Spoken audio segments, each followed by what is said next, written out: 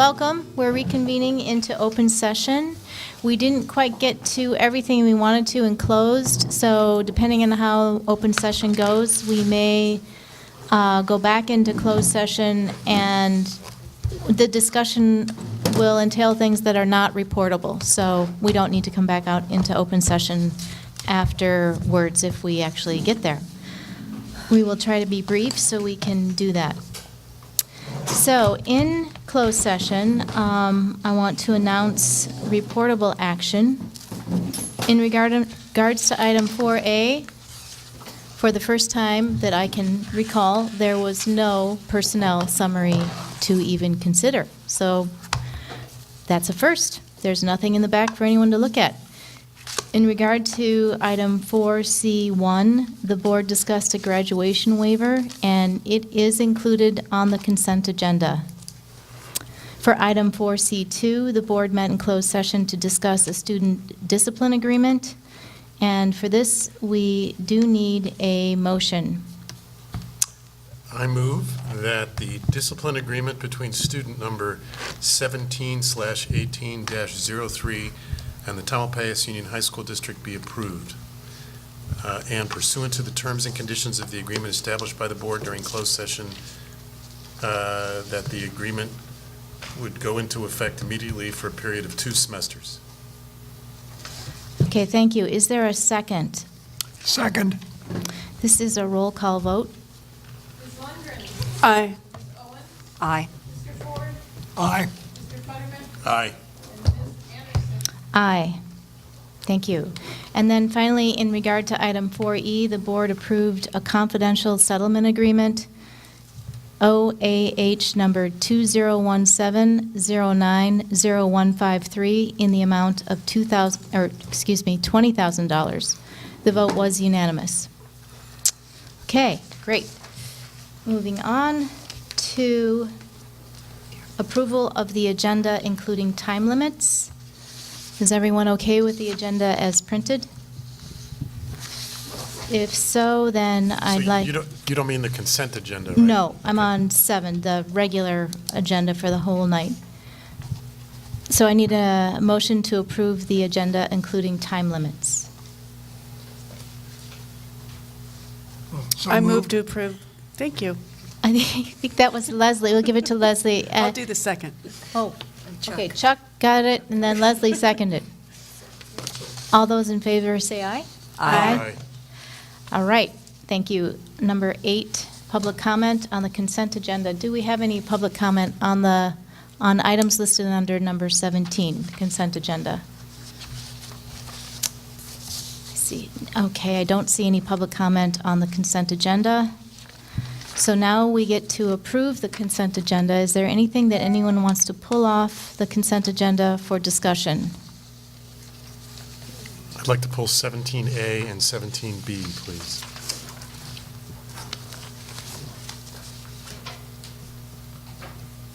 Did you say B as in boy?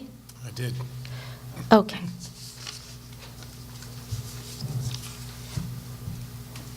Anybody else have anything to pull? All right, then I would entertain a motion to approve the consent agenda with items 17A and B removed for discussion under trustee considerations. So moved. Is there a second? Second. All those in favor say aye. Aye. Aye. Okay, student trustee reports. See, we're missing B tonight. Violet, you want to go first? Sure. All right. So at Redwood, next week we have our homecoming week. This week for our drama program, we have Maestro, which is a super popular improv show. We've further refined safety procedures with assistance with the Central Marin Police and the Chief of San Francisco General Emergency Room. We raised almost $70,000 for our staff that lost all their belongings and homes in the fire. The girls' volleyball playoffs start this week, and some teachers are looking at a 10th grade English and Social Studies integration similar to our 9th grade Humanitas. Thank you. Thank you. Maddie? So Drake had our homecoming this Saturday, So the week before homecoming, we had Spirit Days. So these were days where the students would dress up, things like everyone had to dress up as a tourist or do their pirate pride. And this year we made it a competition amongst the grades, and that really increased turnout. And the juniors won, to the great chagrin of the seniors. Very angry. And then on Friday we had our float building, which culminated in our first night rally. And we actually had a pretty good turnout for that. And for the float building, we've moved it back on campus because it used to be at different people's houses, but that wasn't very organized, and people were always confused about where to go, especially freshmen never really could get it organized. So this year, everyone just met on the Drake campus, and all the floats got built and looked very nice. And then we also had a parade and then football game on Saturday. This year we announced homecoming king and queen at the end of the football game because last year people would just stay till halftime and then leave. So we're trying to encourage people to stay the whole time. We also had other categories besides king and queen this year. So we had people vote for seniors that you would most like to sit next to in class or you think's the most artistic, so that it wouldn't just be the people who technically have the most friends or are getting the most votes, so to include more people at Drake. And then finally we had our dance that night.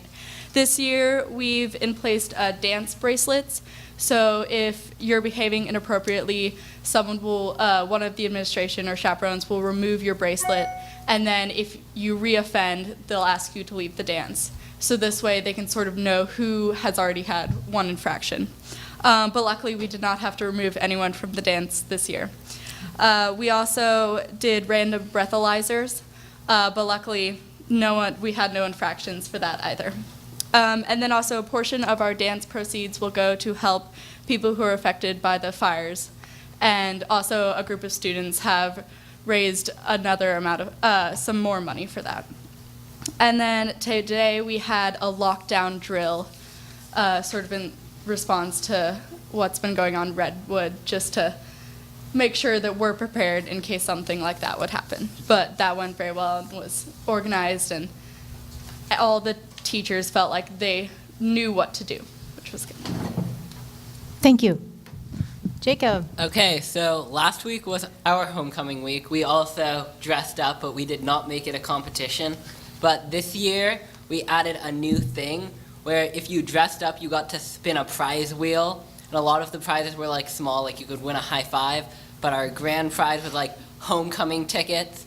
And that actually really helped turnout. Because kids who won the ticket then were like, oh, now all my friends have to like buy tickets and come to the dance because I'm not going to be there alone. And our dance had over 800 kids there, which is a huge turnout. Great. And there were a lot of upperclassmen there too, which is unusual since TAM usually homecoming is like an underclassmen thing, but this year was very well dispersed. Our rally was great. This year, Mr. Ginsberg did the decibel meter, which normally Mr. Lapp does. So seniors were uneasy about that. And then their uneasiness was confirmed because he gave it to the juniors. Still bitter, not gonna lie. Our football game was on Saturday, and we had our homecoming court there. And this year, the winners were Jackson Moore and Noah Hainsworth.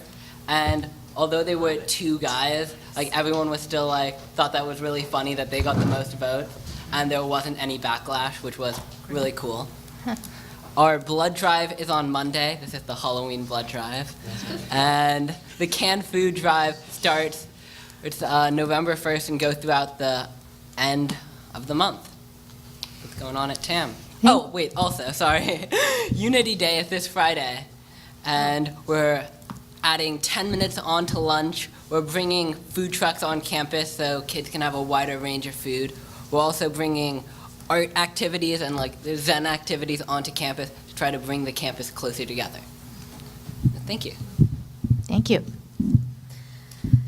So at Tammis Cal, our independent study senior advisors have started a new community service initiative, and that is going to begin with a food drive on the Tammis Cal campus for the Marin Food Bank.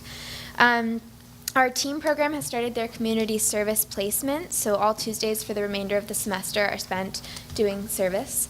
And this Friday we have a makeup photo day for students who missed our first one and transfers, as well as our senior portrait day. On this past Friday, this Tammis Cal Yearbook Club met for the first time, and this year we had great turnout. We were at 3 last year, we were at 20 this year. And this is the first year we're having a comprehensive yearbook, including all programs, the CEC program, team, pathways, and independent study.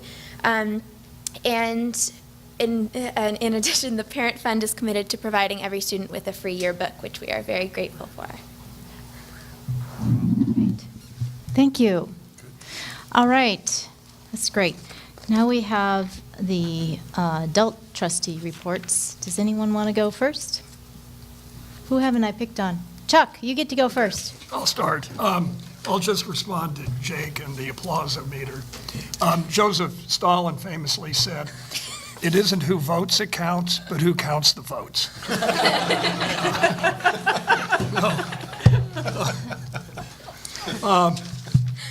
I just checked here, so as of a minute or two ago, I'm not trying to be Joe Cool, I forgot my glasses. But I could have brought a saxophone. Oh, boy. But as of a couple of minutes ago, the GoFundMe started by Stephen Hart for the 2 Redwood employees who lost homes in the fire. $68,305, 597 contributors. And I think that speaks so well to Redwood High School, to the parents, to the students, to our entire community. I know I saw names on there that had no connection at all to Redwood. So I think, that's really the best of our community, and I think a lot of congratulations to Stephen and, whoever else was involved in setting that up. But I think that's something that, as a school community, we can be really proud of. Tim Mullery was really the spearhead. What? Tim Mullery? Tim Mullery was really the spearhead behind that Okay. operation. Stephen just knew about Okay. GoFundMe. So you should say what Ann said, because it's not going to come across. Oh, it's not going to come across. Because she doesn't have a microphone. She doesn't have a microphone. So Tim Mullery, our CSEA president, was the real driving force behind it. So thumbs up to Tim, thumbs up to everyone who was involved in that. Other than that, let's see, I've got tomorrow on the schedule, I'm going to a West Marin, what do you call it? Coalition for Healthy Youth, the West Marin's version of the coalitions here. That's about it. JLAC update? JLAC? Oh, JLAC. Nothing much out of JLAC, except that the 8:30 school start bill will be back almost as soon as the assembly reconvenes. So that's the driving news. That's the driving news out of JLAC. And I think I forgot to mention at the last meeting, we had our first student trustee dinner at Pig and a Pickle Barbecue. Very good. That's it. Okay, thank you. Michael, you want to go next? I just want to know who picked up the tab for the dinner. That comes, it's on us. I did. All right, no, nothing to report. Barbara? Well, I've got a lot to report on, but I want to make a comment to the student trustees. I am so impressed with your leadership, with the way you bring information to us that is so relevant to what students are experiencing, and I'm hearing so much going on in service to students and student voice. So I just thank you, because it's something we've all wanted to hear more from, more about, and you're doing such a great job with it and keeping up with your schoolwork, so thank you for that. I do want to make a comment about Zero Breast Cancer Awareness. Tomorrow at Drake, I think, and Thursday at Redwood, lunchtime, via the Wellness Center. Tam had a wonderful display today at lunchtime, right down in the front so that people could see driving by, and students were able to go as they were, going back and forth during lunchtime, they were able to engage with the information. So, and I thank you for that. I also attended the homecoming, part of the homecoming activities, and it's all at TAM. It's important to remember that homecoming at TAM is a real Southern Marin community event, and it still is, and it was so encouraging, and I love the idea that two of the guys got the top votes. I mean, I was shocked. Very well done, all the administrators who were out there, all the staff who were out there and attended. Again, very well done. I have something to say about the JLAC meeting, and that was that we did talk about some of the concerns that we have for our, will be coming into our district. Students who are homeless will be accepting into our district. Their families that hasn't really, I don't know how much has started yet, but it will. And Marin County really is hosting a lot of fire relief efforts. One of them, I happen to be getting information from Santa Rosa City Schools because Region 3 has been devastated, as you can imagine, those of us representing CSBA. So I'm in communication with one of the delegates from the Bennett Valley School District, which is in Santa Rosa. And they're going to need backpacks and that kind of stuff. So if anybody's interested, students, in trying to support what we're, after we take care of our own, but what we can do to support north of us might be something to consider. I attended State SARB in Sacramento. I think the emphasis is on chronic absence and how we can track it. We're using much more, our data systems are much more sophisticated, and they're working into the way we are reporting out on LCAP. So all of that is slow, but it's moving in the right direction. I think I got it all. Thank you. Got it. Busy beaver. Thank you, Barbara. Beaver, I meant that as a compliment. Leslie, you're up. The only thing I have to report that I also attended the Tam High homecoming, and it was really fun. The only thing I missed was the hawk. I was looking for the hawk, and I didn't see the hawk. But it was very entertaining, and it was nice seeing the students with so much spirit and people having a good time, and the coach being very exuberant. So it was great, and so kudos, and I'm looking forward to hearing about Drake and Redwood and Tammis Cal next week. Thanks. Leslie, have you met with Golden Bell yet? Do we need a Golden Bell update? The first Golden Bell meeting was when we went to the Beyond Diversity Courageous Conversation training. So the next one, I believe, is November, correct? Yeah, so it's coming up the first Thursday in November. So I'll report on that in December, the Golden Bell. Okay, great. I have 4 things to report on. First, I went to, let's see, I'm going to try to do this in order. No, I'm not. Site visits, one of my favorite things to do. I tried to get to all 5 sites and made it to 3, which is not bad. I'm going to hit the other 2 this week.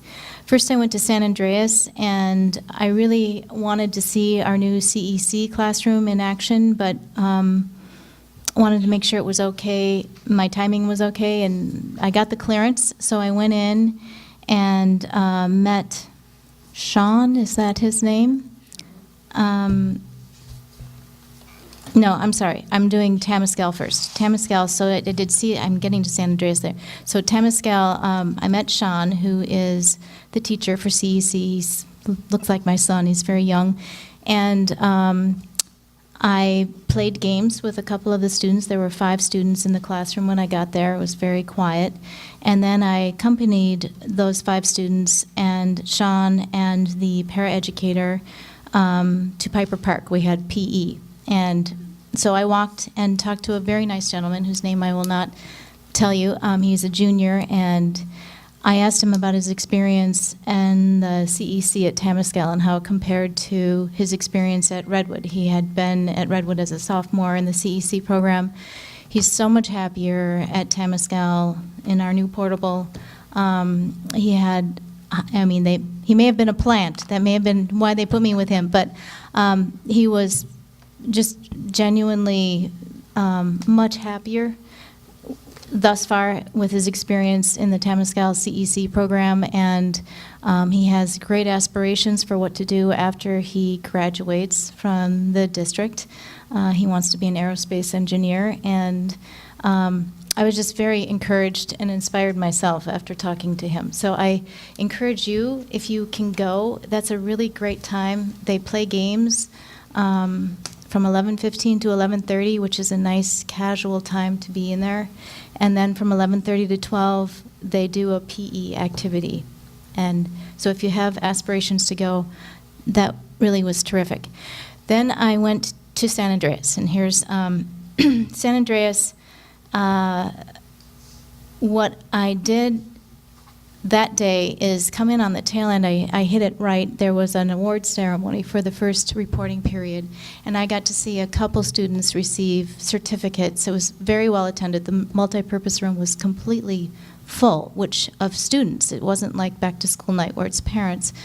So I got to see a lot of the students at once, and people were fired up about the certificates that they were getting. I saw B there.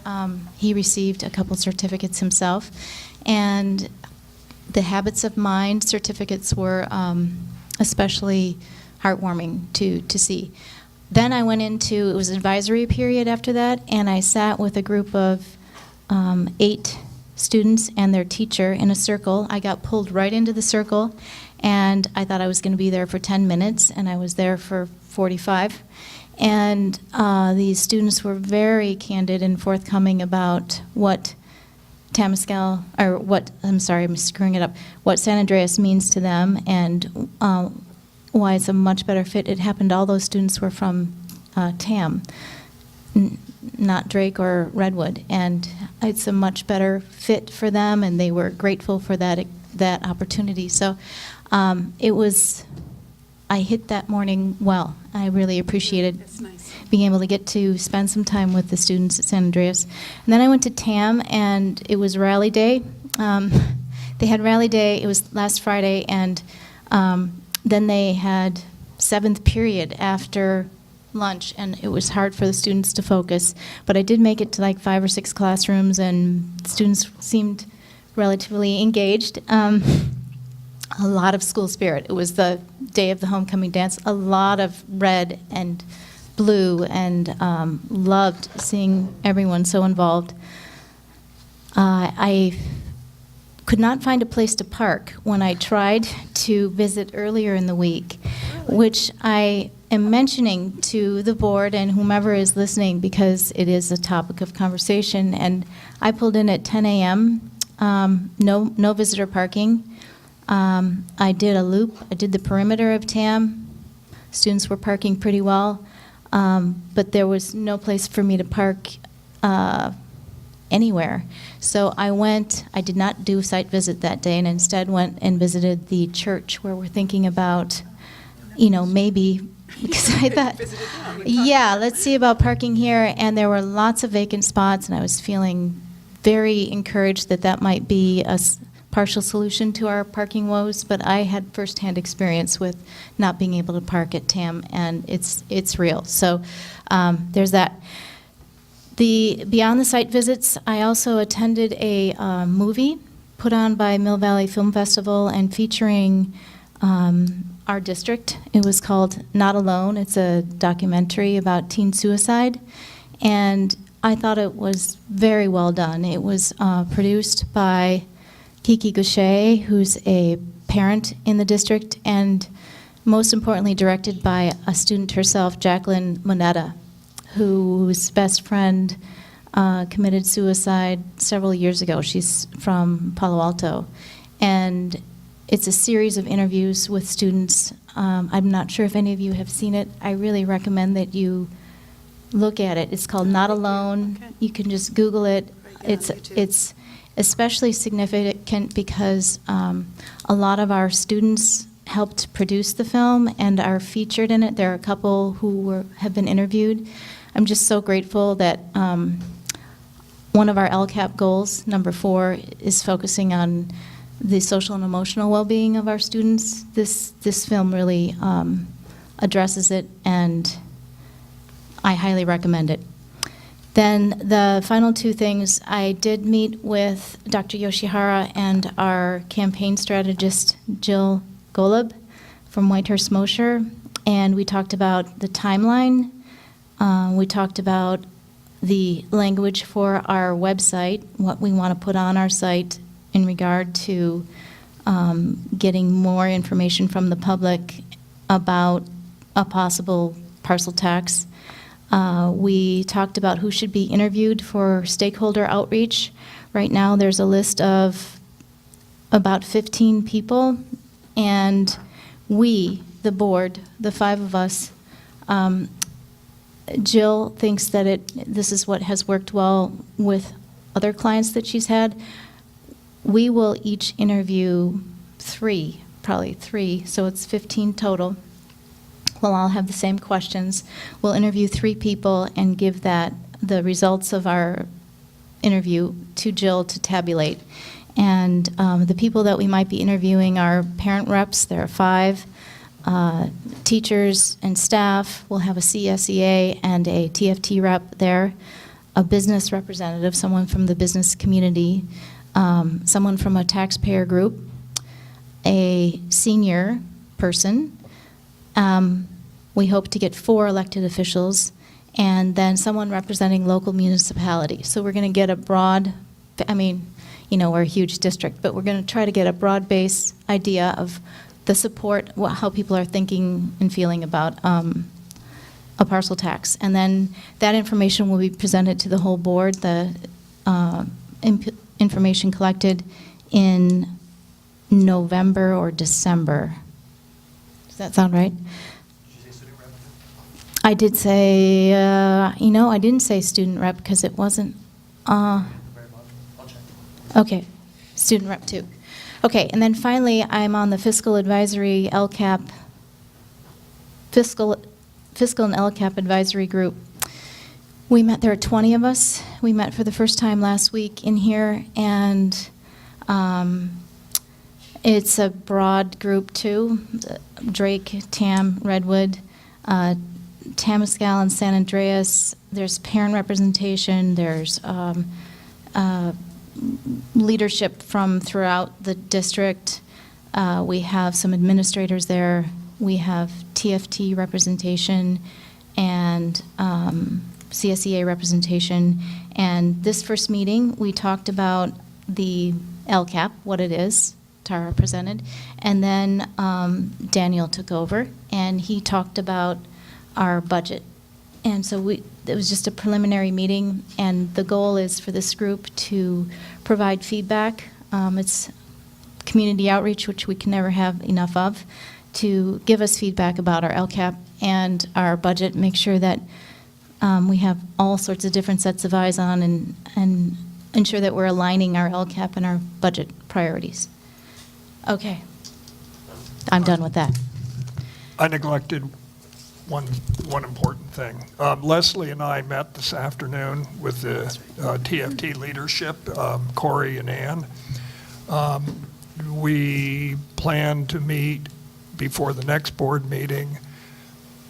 We made significant progress today in figuring out where we want to go, in terms of the kind of recommendations we're going to make.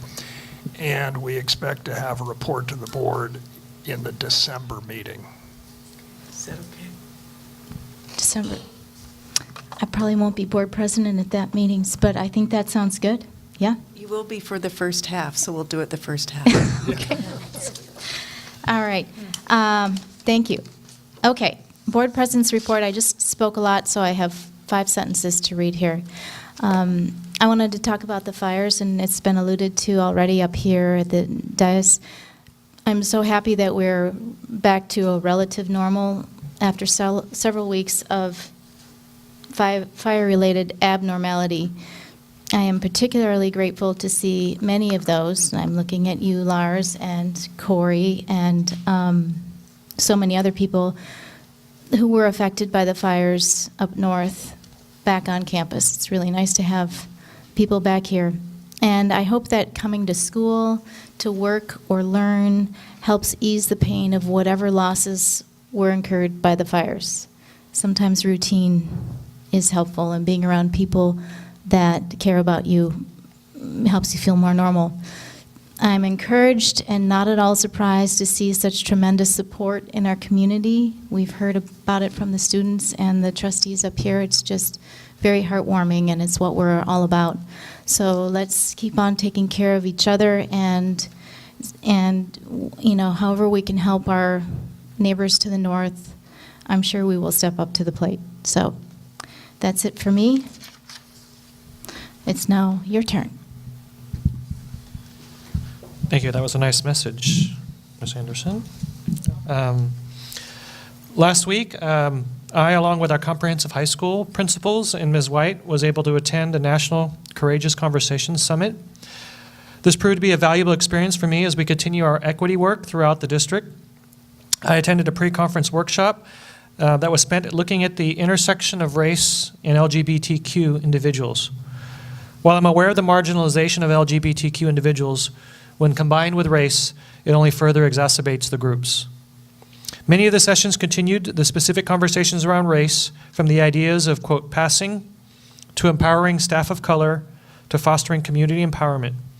I was able to attend workshops that were specific to the role of the superintendent and school board, as well as affinity groups where I was able to hear from districts around the nation and the work that is happening in this space.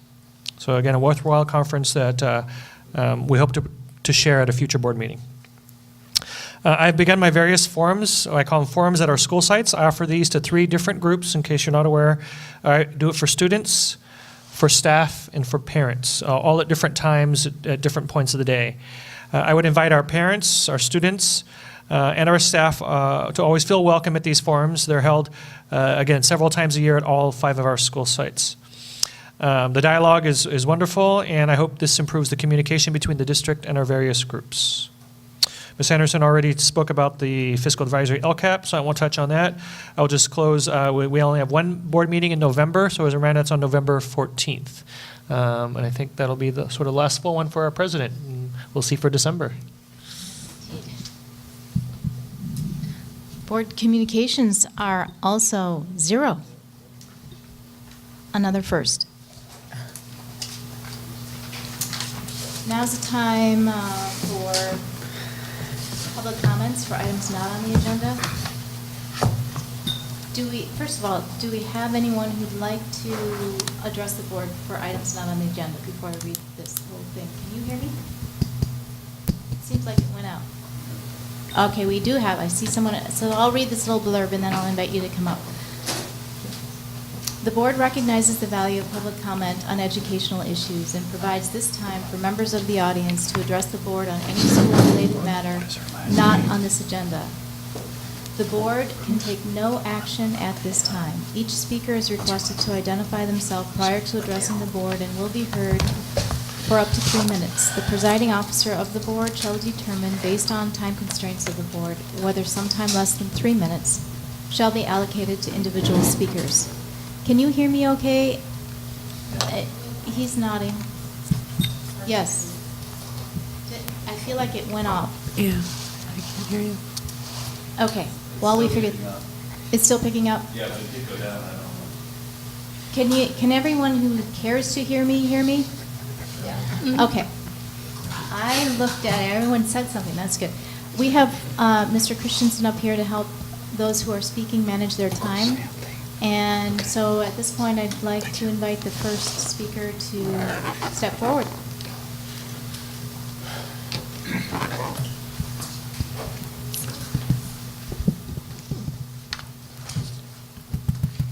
So, again, my name is Ken Mayer. I was here a couple weeks back. I'm here regarding the change in philosophy regarding Drake High School facilities. I'm requesting that the board consider some type of communication and agenda item, something that would also include the public. And when I think about the public, I think about that there are two communities that are based on at least Sir Francis Drake High School. There's one community that surrounds it, the people that are directly affected by what happens on that campus on a daily basis. And then there's a second community that uses the campus. And that could even be a parent of a 8-year-old or a younger student who will in the future be a Drake High School student. I also would like to take it even a step further to talk about the inequality of how Drake High School is treating their facilities as compared to the other facilities. So we have multiple schools within the TAM Union School District, a few of them represented right here by some of our youth. And I look at just like the board that talks about the rules of what you can do and what you can't do if you go to Redwood High School or if you go to TAM or if you go to Drake. They're completely different, and they have recently changed. The second thing on top of that is that when you look at the facilities in the current decision to shut down Drake High School, basically from 7 o'clock to 7 o'clock, from in the morning to the evening, and it's a much shorter period of time on the weekends, and it's based on they have to have a staff person there to open and close the locks. But I look at other things that happen on that campus and they're not treated equally. So what we're doing is we're treating the track and field differently than we are the swimming pool or the gymnasium or the school itself. So I'm asking you guys to at least consider some opportunity for the people, the community, the public that are affected by the current change and how you are running the facilities at Drake High School to have an opportunity to speak up and give their opinion. There are many, many people that have a negative feeling towards this new thing. I mean, you just look at it, and I just, again, I'm here. I was here 2 weeks ago. You guys saw my letter. I gave you part of my communications that are here. The question is, how far are we going on this, and what is too far? So thank you for your time.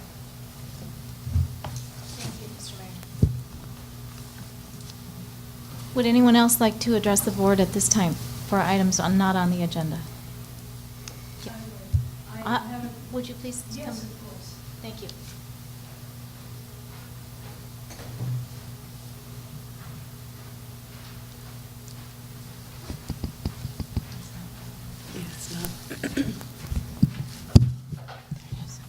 I apologize. I have a habit. My name is Ava Crisanti. I have a habit of racing over here on the bike after work in the city and being somewhat breathless by the time I get here.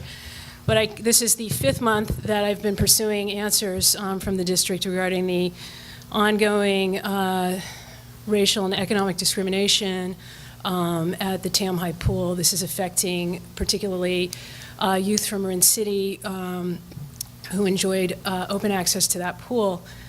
I was really stunned last week. A woman got up and spoke. She said she'd been a swim team parent for many years, and she brought up the death of a child, a drowning death of a child in the Tam High Pool, and she said that this was the reason why there was no longer access to the pool, and it was good that this had stopped because someone had drowned. And I was absolutely blown away, and I was thrilled, actually, in a weird way, that she'd said it on video, because that's the sort of thing that should be on record.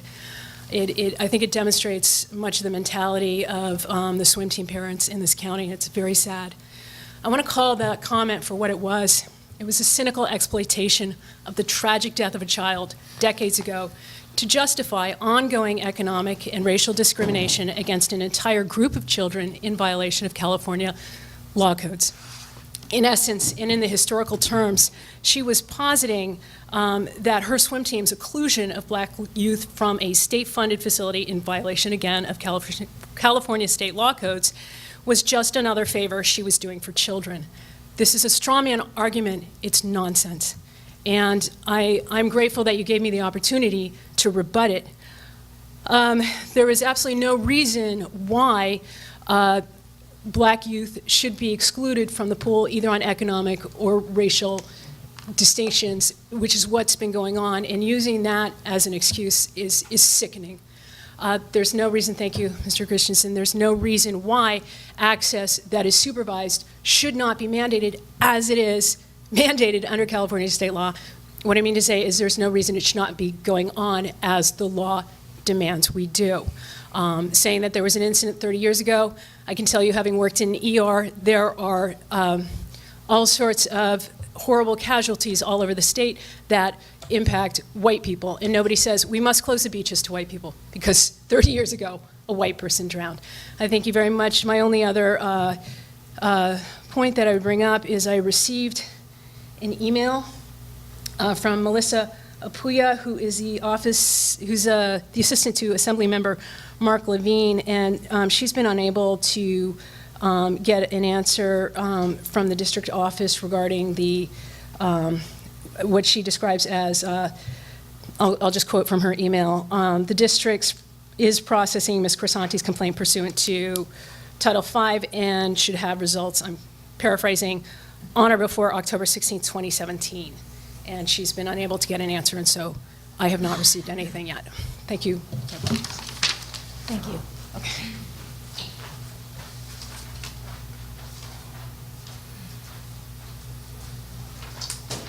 Is there any further public comment? This is going in and out.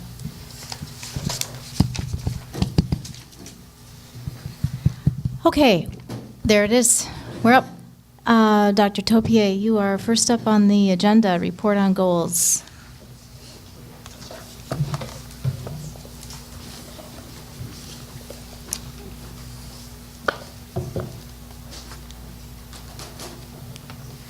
Good evening, everyone.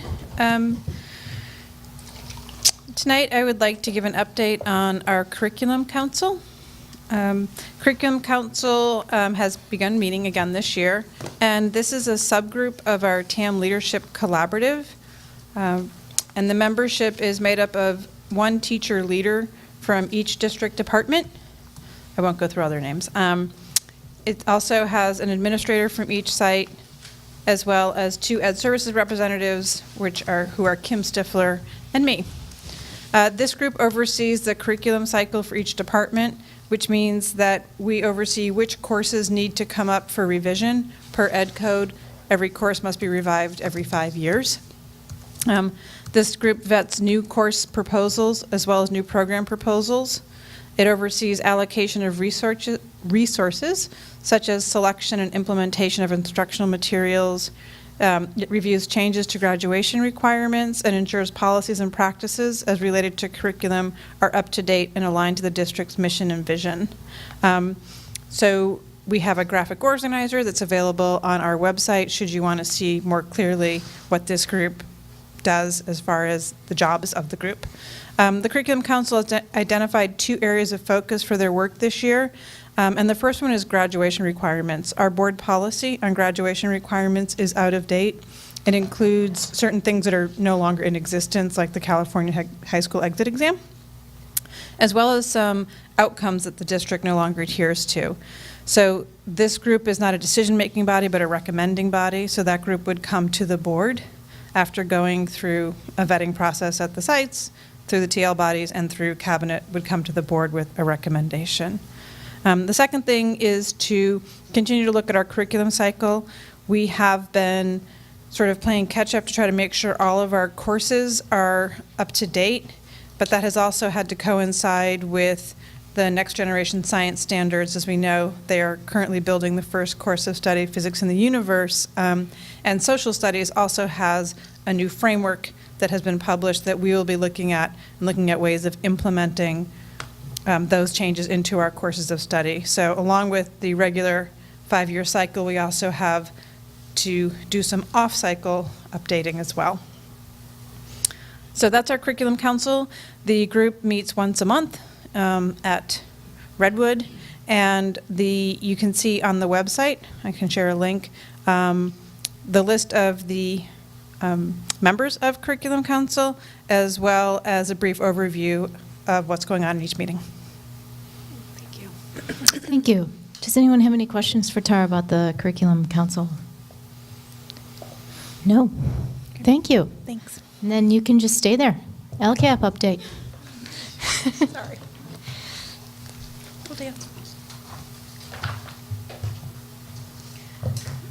Okay. I think I can actually read this one without my glasses. Thanks, Mary. All right, so as part of the process for our local control and accountability plan, Jacob, do you want me to wait for you to leave? Okay. We're going to wait. We're going to wait for Jacob to leave. Go ahead, Jacob. Bye, Jacob. Bye, Jacob. Thanks for coming. Quiet exit.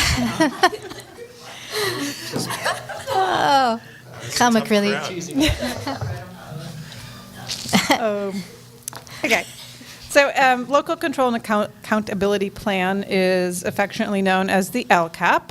So tonight I'm just going to go over what our current goals are and our baseline data that we're using this year that we'll be looking at to measure growth and hopefully growth and progress. So just a reminder that there are 8 state priority areas in which we have to report. So our goals have to have action steps and metrics that touch on all 8 of these areas. And this is how some of the data that is collected for each of the areas. So the state indicators, what this means is that this data is captured by the state and produced in the dashboard. And local indicators, these indicators are things that we report based on data that we collect locally, and then we report it to the dashboard as well. Okay. This year, you can actually log into the dashboard. The dashboard is not up to date yet, meaning it does not have spring 2017 data in it. As we know, they released the data, then re-encumbered the data. They've now released the data again. And they expect the dashboard to be available with up-to-date data, hopefully in November, maybe early December. And in that, for the first time, you'll be able to see college and career readiness data, as well as some of our absenteeism data. And then also our met, not met, or not met for 2 years. This is not available yet because this is only our first year reporting. So these categories here get this measure. Tara? Yeah. Can you give an example of the difference between, I get perception, I assume is like a survey, and we do that in a variety of ways, but how would you distinguish qualitative? Would that be an anecdotal? Qualitative can be surveys that we locally do and get feedback on how connected students are feeling or how engaged parents feel. So that's considered qualitative because it's not a valid and statistical survey. And then there is also, we can use the California Healthy Kids Survey information, and they actually have perception questions in there. Thank you. So, and this kind of summarizes what I just said. So just a reminder of how we go through this, our annual process where we do the goal planning, implementation, and right now this is where we are. We're going to be gathering data, reviewing the rubrics and local measures, and working with our LCAP committee to update the goals and action steps based on that data. So you kind of bounce here too as we look at planning. So these are our 4 goals. They've only changed slightly over the couple of years, other than this goal was reworded to more specifically call out our equity goal and the achievement gaps among our student groups.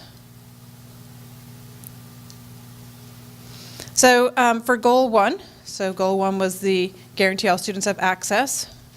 Some of the work that we have done in this area, as you know, so part of goal 1 and area 1 is making sure that students have access to California adopted state standards. So to that end, we have, as you know, our next generation science standard writing team and task force working diligently right now. They are writing the course. They are also providing professional development to teachers who will likely teach that new course next year. We are also looking to work with the county around potential updates to any credentialing that might need to happen. We are a life science heavy district, and as we know, physics and chemistry are both physical science, and they require different credentials. So there's a chance we will have some people that will need to get supplemental credentials. So we're looking at ways to support that effort across the county. Sorry, so this one, I forgot, this is HSS. I left the H out of the second one. That is our Next Generation History Social Science Task Force. We have a task force together working to update the social studies curriculum. As we shared before, this is more about how we teach than what we teach. The standards themselves have not changed, but rather the way you use the standards. So the idea is it's focusing more on what they call the Big 6 historical thinking skills, and in using the content as a vehicle to teach these skills. But the content that we cover remains. So that hasn't changed. It's just more of how we cover it and making sure that we are focusing on these, particularly these 6 skills, as well as making sure that it is a more inclusive curriculum. So there are very specific guidelines around cultural responsiveness and counter-narrative, and including previously marginalized voices in the curriculum. So it's, Ian is one of my co-members on that committee. We're sort of taking it one bite at a time. It's a lot to undertake, and right now we're focusing first on getting a handle on how we want to teach the Big 6 historical thinking skills. I have a question. You mentioned, it was under item 1 about working with at the county level about getting some additional teachers credentialed. How long does that take? And is there kind of a gray area between, I thought does the state require a credential at the get-go, or is there a little bit of grace period? That's sort of where, right now we are living in a gray area. And there hasn't been a whole lot of communication around it. The existing communication, other than you should have a physical science credential to teach physical science. But the potential shortage of physical science teachers for districts in order to match that requirement has not been addressed. Again, we are a little bit different because we have taught integrated science. Some schools have done a more traditional biology, chemistry pathway, so they may not be in the same deficit we are. But I think most districts will find themselves in some level of a deficit. Most districts are doing the 3-year model that we are, which requires 2 years of physical science, which is more than most districts put all kids through. And when they define teach, does that mean that you are the teacher in the classroom, or can it be that you're a teacher with that credential that's overseeing the teacher in the classroom or mentoring them? It's that you are in charge of that classroom. Okay. So if we go back here, appropriately assigned teachers is that you're properly credentialed in the subject area that you're teaching. And we are really fortunate in our district that we are pretty much 100% compliant in that at all times. That is not true of many districts, particularly the larger urban districts are sometimes never in compliance with that because they just can't hire enough teachers to be in compliance. But we want to be in compliance, and we want to support our teachers who may need that supplemental credential. Great, thank you. Mm-hmm. And yeah. If Redwood is talking about doing a social studies English combination.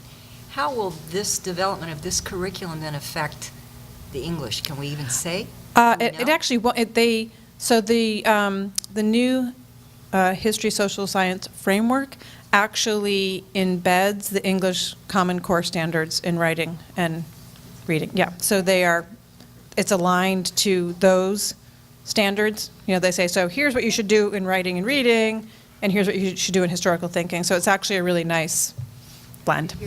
And as I've already won't go over, Curriculum Council is also up and running to make sure that we have a broad course of study, that kids have access to all the good things we want them to. Some of the data that we'll collect for this goal is here. So that's, again, access and enrollment in advanced courses. In our district, it's not such an issue, but we don't teach any English classes that are not UC approved. So, some districts are different, but so right there from the get-go, we have all sort of UC approved English classes. We only have one math class that is not at grade level, and that is that Algebra Foundations class. But all of our students have access to a UC eligible pathway in math. And right now, 100% of our teachers meet the criteria of highly qualified, and you can see what that means.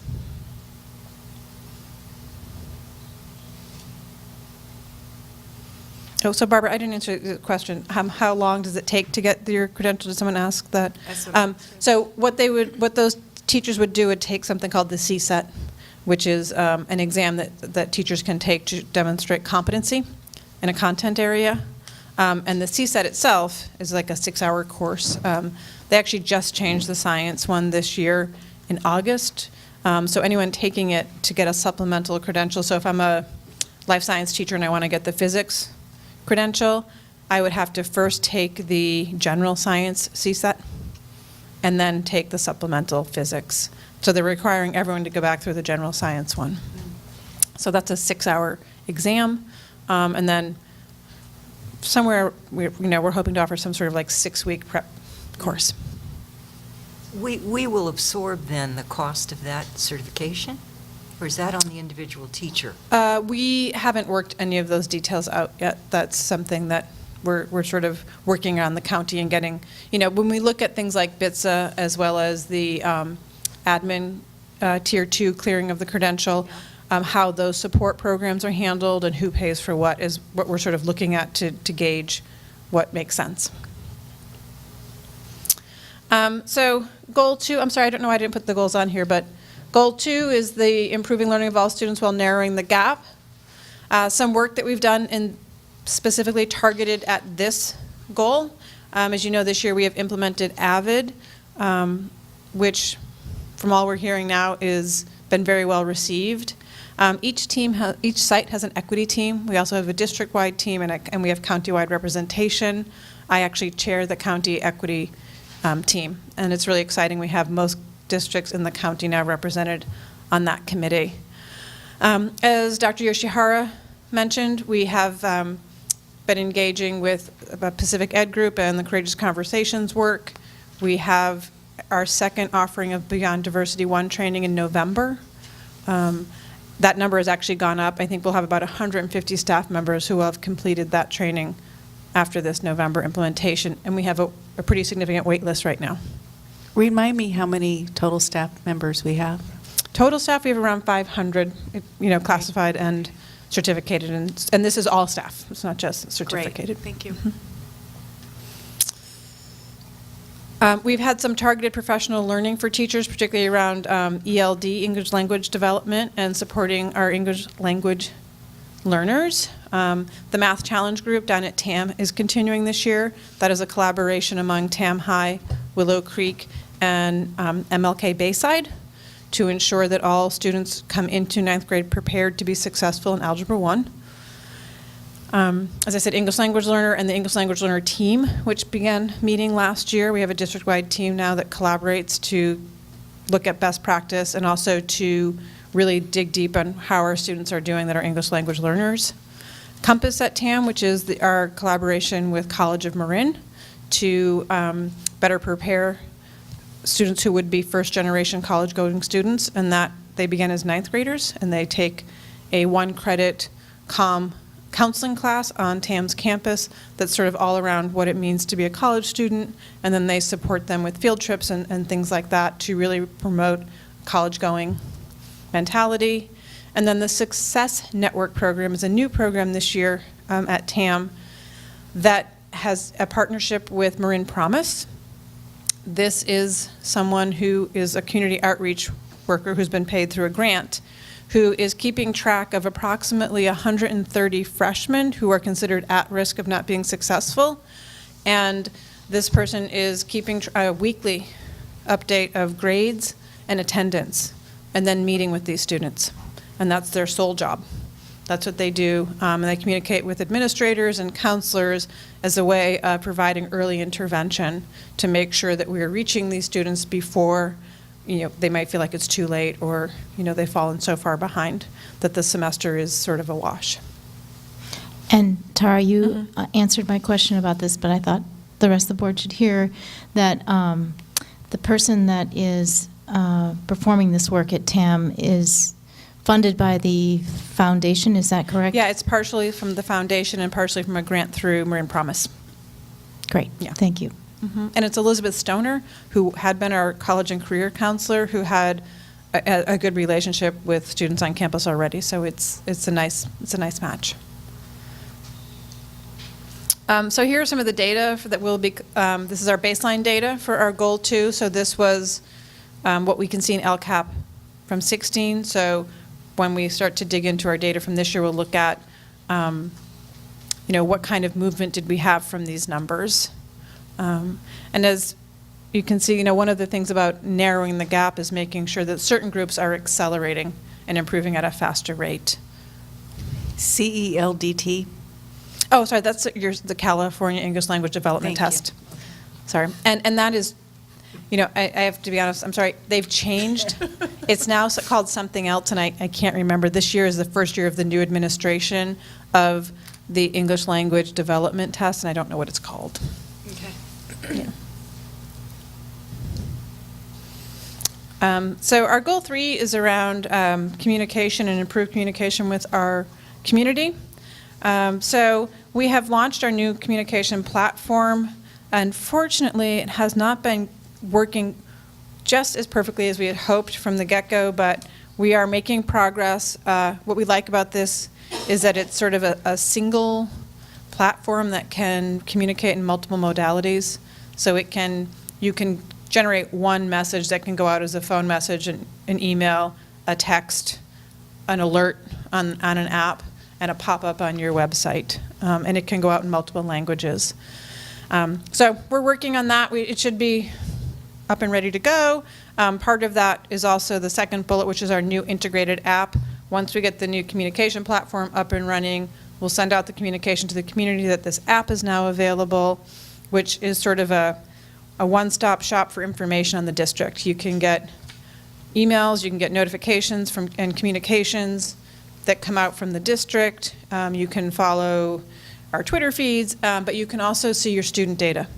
You can log in and see attendance, you can see assignments, you can see grades. All of that is available on this one app.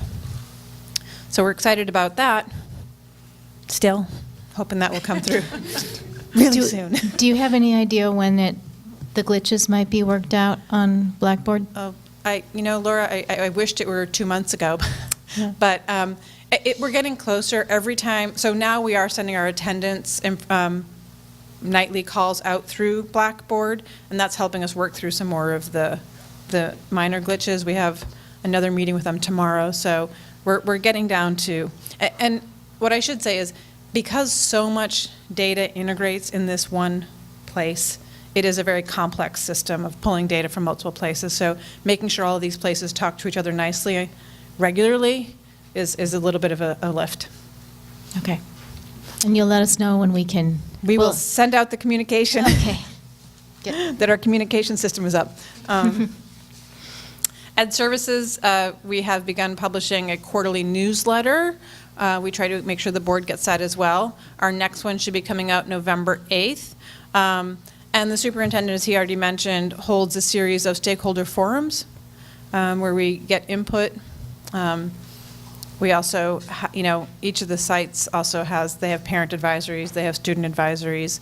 So we tend to get a lot of data. What we're trying to make sure we're doing is that we're having two-way communication, and that people feel heard, and that it's not just, oh yeah, we heard you, but we heard you, and here's what you can see the action that was taken to address that. So some of the data that we collect on this, California Healthy Kids, we began administering the parent survey to this 2 years ago, and we will continue to do that because it helps us, particularly with these types of issues around communication. And we're looking to hopefully create some sort of local tool, because the California Healthy Kids is only every other year. The idea that from that we might be able to create a sort of more finite, smaller survey that we could send out every year to have, more readily available information.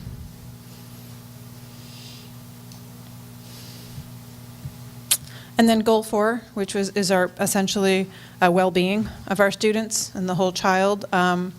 We continue the implementation of our counseling and wellness program, and the TAM now has a wellness coordinator, and so they're working on building the program down there.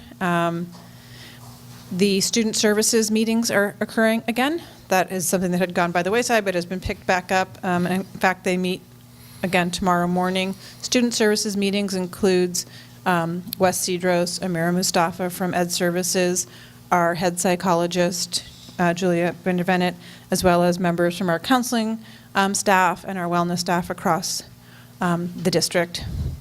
Did I miss anybody? Right, that's it. So and principals, right? We have admin representation. So they come together and talk a lot about, student wellness and issues around support and student services. There's also been some professional learning on what they call ACEs, or Adverse Childhood Experiences, and trauma-informed education. I know we've had a couple of workshops, particularly special ed has been engaging, and some counseling staff has been engaging in these, which have been very informative, and I think really does inform how you engage with certain behavior problems and certain issues around students, and really learning how to attend to the child's needs rather than exacerbate them in a given experience. And of course, we have our attendance committee. We are currently wrapping up some of our community outreach. There's a meeting in Marin City actually tonight. We have surveyed students, and we have made presentations at each of our sites and gathered feedback both via hard copy and a Google form on the new attendance policies. So we anticipate wrapping up that committee this year and this semester, and bringing forth a recommendation of a new policy to the board in January. And the data that we're looking at, I do, because I think Laura asked me about the ADA. I did look it up. We can look it up sort of on a daily basis. And today, our current ADA was 95%. So we're off to a better start at this year. We would hope to be around 95%. And chronic absenteeism, as I said, last year was the first year that we captured that data. The sites have been doing some very targeted interventions. I know at the beginning of the year, a lot of the assistant principals were tasked with, literally in the first 2 weeks of school, calling kids who were missing more than one day, and really sort of getting in the habit of really bringing those kids in early and not letting it get away, and dealing with some of the school anxiety issues. Mm-hmm. Could you explain, I should be able to do this, but I really can't. Chronic absentee rate is 13% for all students. Could you explain? Sure. So what that means is if in aggregate of all, for all 4,876 of our students, 13% have last year, 13% of those students missed 10% or more school days in the school year for any reason. So chronic absenteeism, again, is a little bit of a new way of looking at attendance from the state's view, and that is that they for chronic absenteeism, they do not distinguish between an excused or unexcused absence. An absence is just an absence. You've missed school. And the state considers you chronically absent if you're missed 10% or more of the school days. So in 180 days, if you have missed 18, you're chronically absent. We're also looking at truancy rates, which is a little bit different. And chronic truancy is you have missed 30 minutes or more of 3 or more days in a school year, unexcused. So 30 minutes or more that were not excused. So as you can see, we have some work to do in our chronic absenteeism. We've got some big gaps that we need to address, and sort of dig down to why students are missing, and really try to come at it from a productive, what are the barriers? And that's what we're out asking parents from the attendance group. What are the barriers to your student attending? How can we help? What are some things we can do to, break down some of those barriers? Is it a transportation issue? What is it that's causing the absence, and how can we partner with the parent to help that improve? So as you see, we also have graduation rates on here, suspension rates, and then the California Healthy Kids Survey is a plethora of data, but we're focusing sort of on some of the issues around drug and alcohol use and abuse, and then feelings of happiness connected to school, reports of depression. We're sort of focusing on some of those areas. I have a question. Yeah. The coalitions that we know are out there in our community, they take a look at the checks data too. Do you does your staff meet with representatives from those coalitions? Yeah, so the wellness directors do. They meet with the coalition folks. And there's a wellness advisory board that I think overlap with some of the people in the coalitions. Okay, thank you. Sure. So the dashboard is where all of this information will be accessible, hopefully very soon. Just a reminder that this is how data is reported, and this is for accessibility purposes, right? That blue is good, and it goes in decreasing, and red is not so good. The achievement data is reported as distance from 3. A 3 means you're proficient. We don't have this data yet. So we will be looking at the dashboard. So when the dashboard is out in public, I'll come back to the board and we will be able to look at it live in real time. Looks like Trivial Pursuit. It does look like Trivial Pursuit. Exactly. Except I think there were 6 pies for Trivial Pursuit. Think so. Students don't know what we're talking about. Thank you. Are there any questions for Tara on the LCAP update? Any questions from the audience on the LCAP update? This is not. Thank you. I appreciate you coming and presenting. Okay, next up is Cupca.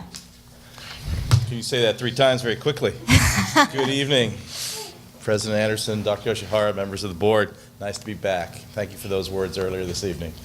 California Uniform Public Construction Cost Accounting Act. Again, say that 3 times very quickly, and that would be impressive.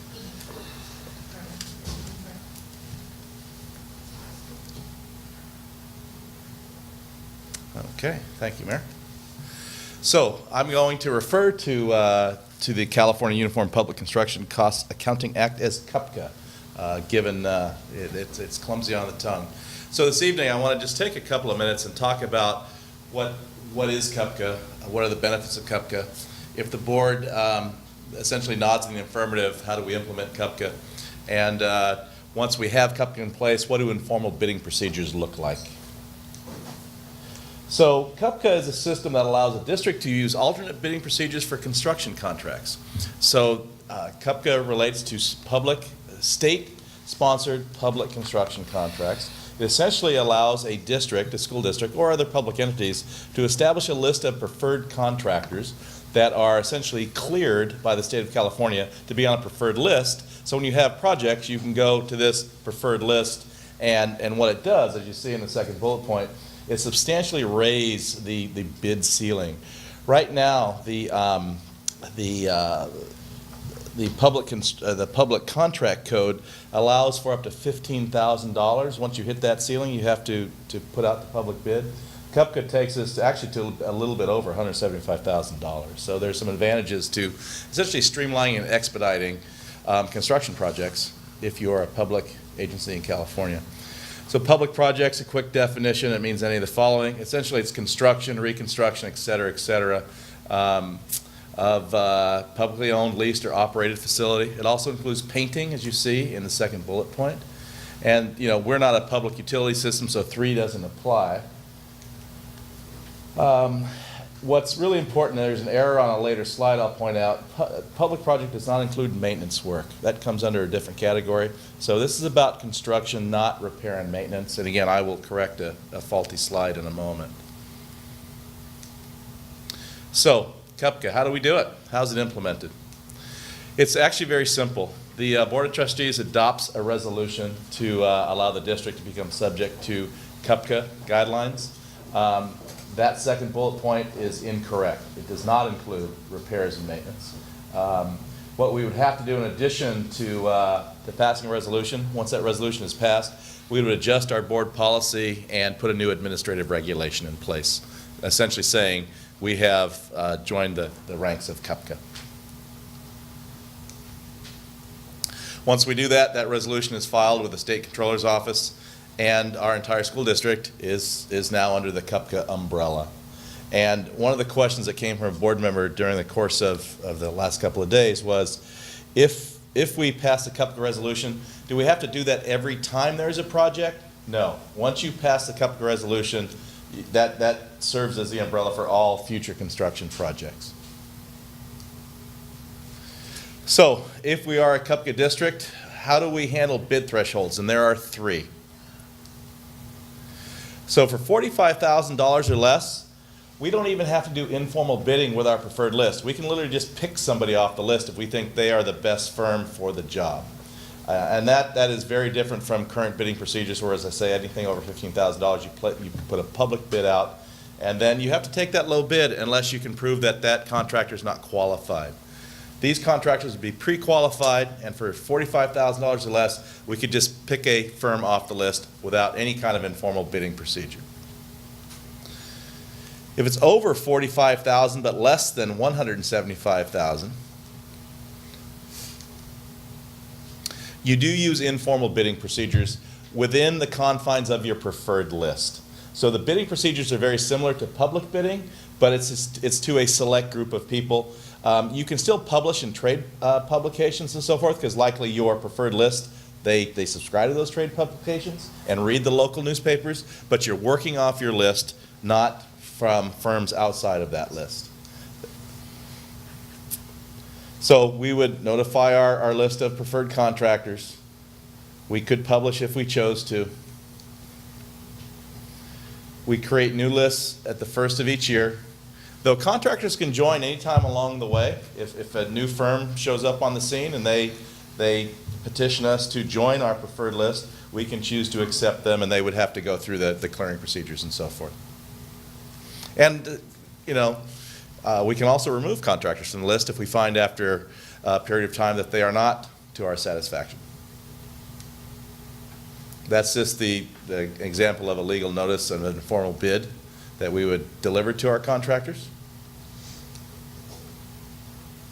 Lars, you just said something that confused me. The list is their list that we use, but then you were referring that we might develop our own list from that. That's what you meant. Okay. Yeah. I have a quick question on that list. Do they have to pay to be on the list? No, they have to prove that they're qualified to be on the list, but there's not a fee to be on the list. Okay, thank you. So when you go out to bid, as you know, and we're doing that right now, even though we're not a CUPCA district, we publish the bids, we describe the project, we give them, the point of contact. Typically it's myself or David O'Connor, and then we tell them where to deliver the bid and the deadlines and so forth. We're doing that now. We would do the same thing under CUPCA, but to that preferred list. These are the 2 paragraphs. So again, we're maintaining a list of qualified contractors identified according to categories of work. We do all that on the front end. And then we would, as projects come up, we would solicit their their answers to our proposals. So many times projects exceed $175,000. You have direct experience with that. We could, if we choose, ask the board to pass a resolution. It would take 4 of our 5 members to pass a resolution in the affirmative to actually take that threshold up to $187,500. If we choose to do that, we would probably, though, if we hit that 175 ceiling, just inform the board we're going out to public bid. It would make, in my mind, it would make sense not to do so. Where'd that number come from, 187.5? I honestly do not know. It's got to be a percentage of something. Maybe Dr. Yoshihara can chime in, or David O'Connor. I do not know. It is a very arbitrary figure. Yeah. Yeah, no, there's a number also related to bid. There's a number related to bids for non-public works, like if you're going to buy supplies or something like that. Or do maintenance work. That's $88,000. You don't think it's up in that range? So No, I have it. I have actually the code section right here. For maintenance and repair, or purchase of procurement of materials, the threshold is 88,000. So I don't know. So the plan, and we're not asking for the board to take action this evening, and I'm pretty good at reading the board, I think, from a distance. There really isn't, and I've asked the question of a number of people, including legal counsel, is there a negative to being part of CUPCA? And I have not received any word that there is a negative to doing it.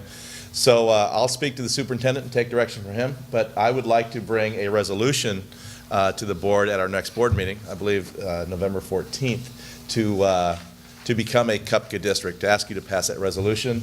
In the interim, what we would do is start to put a list of contractors together. So once that resolution passes, we would submit to the State Controller's Office. We would then, in a following meeting, bring new board policy to you, an AR, and we would hopefully have everything in place by the first of the year, which would allow us, as construction projects come up in the spring and beyond, to fall under that CUPCA umbrella.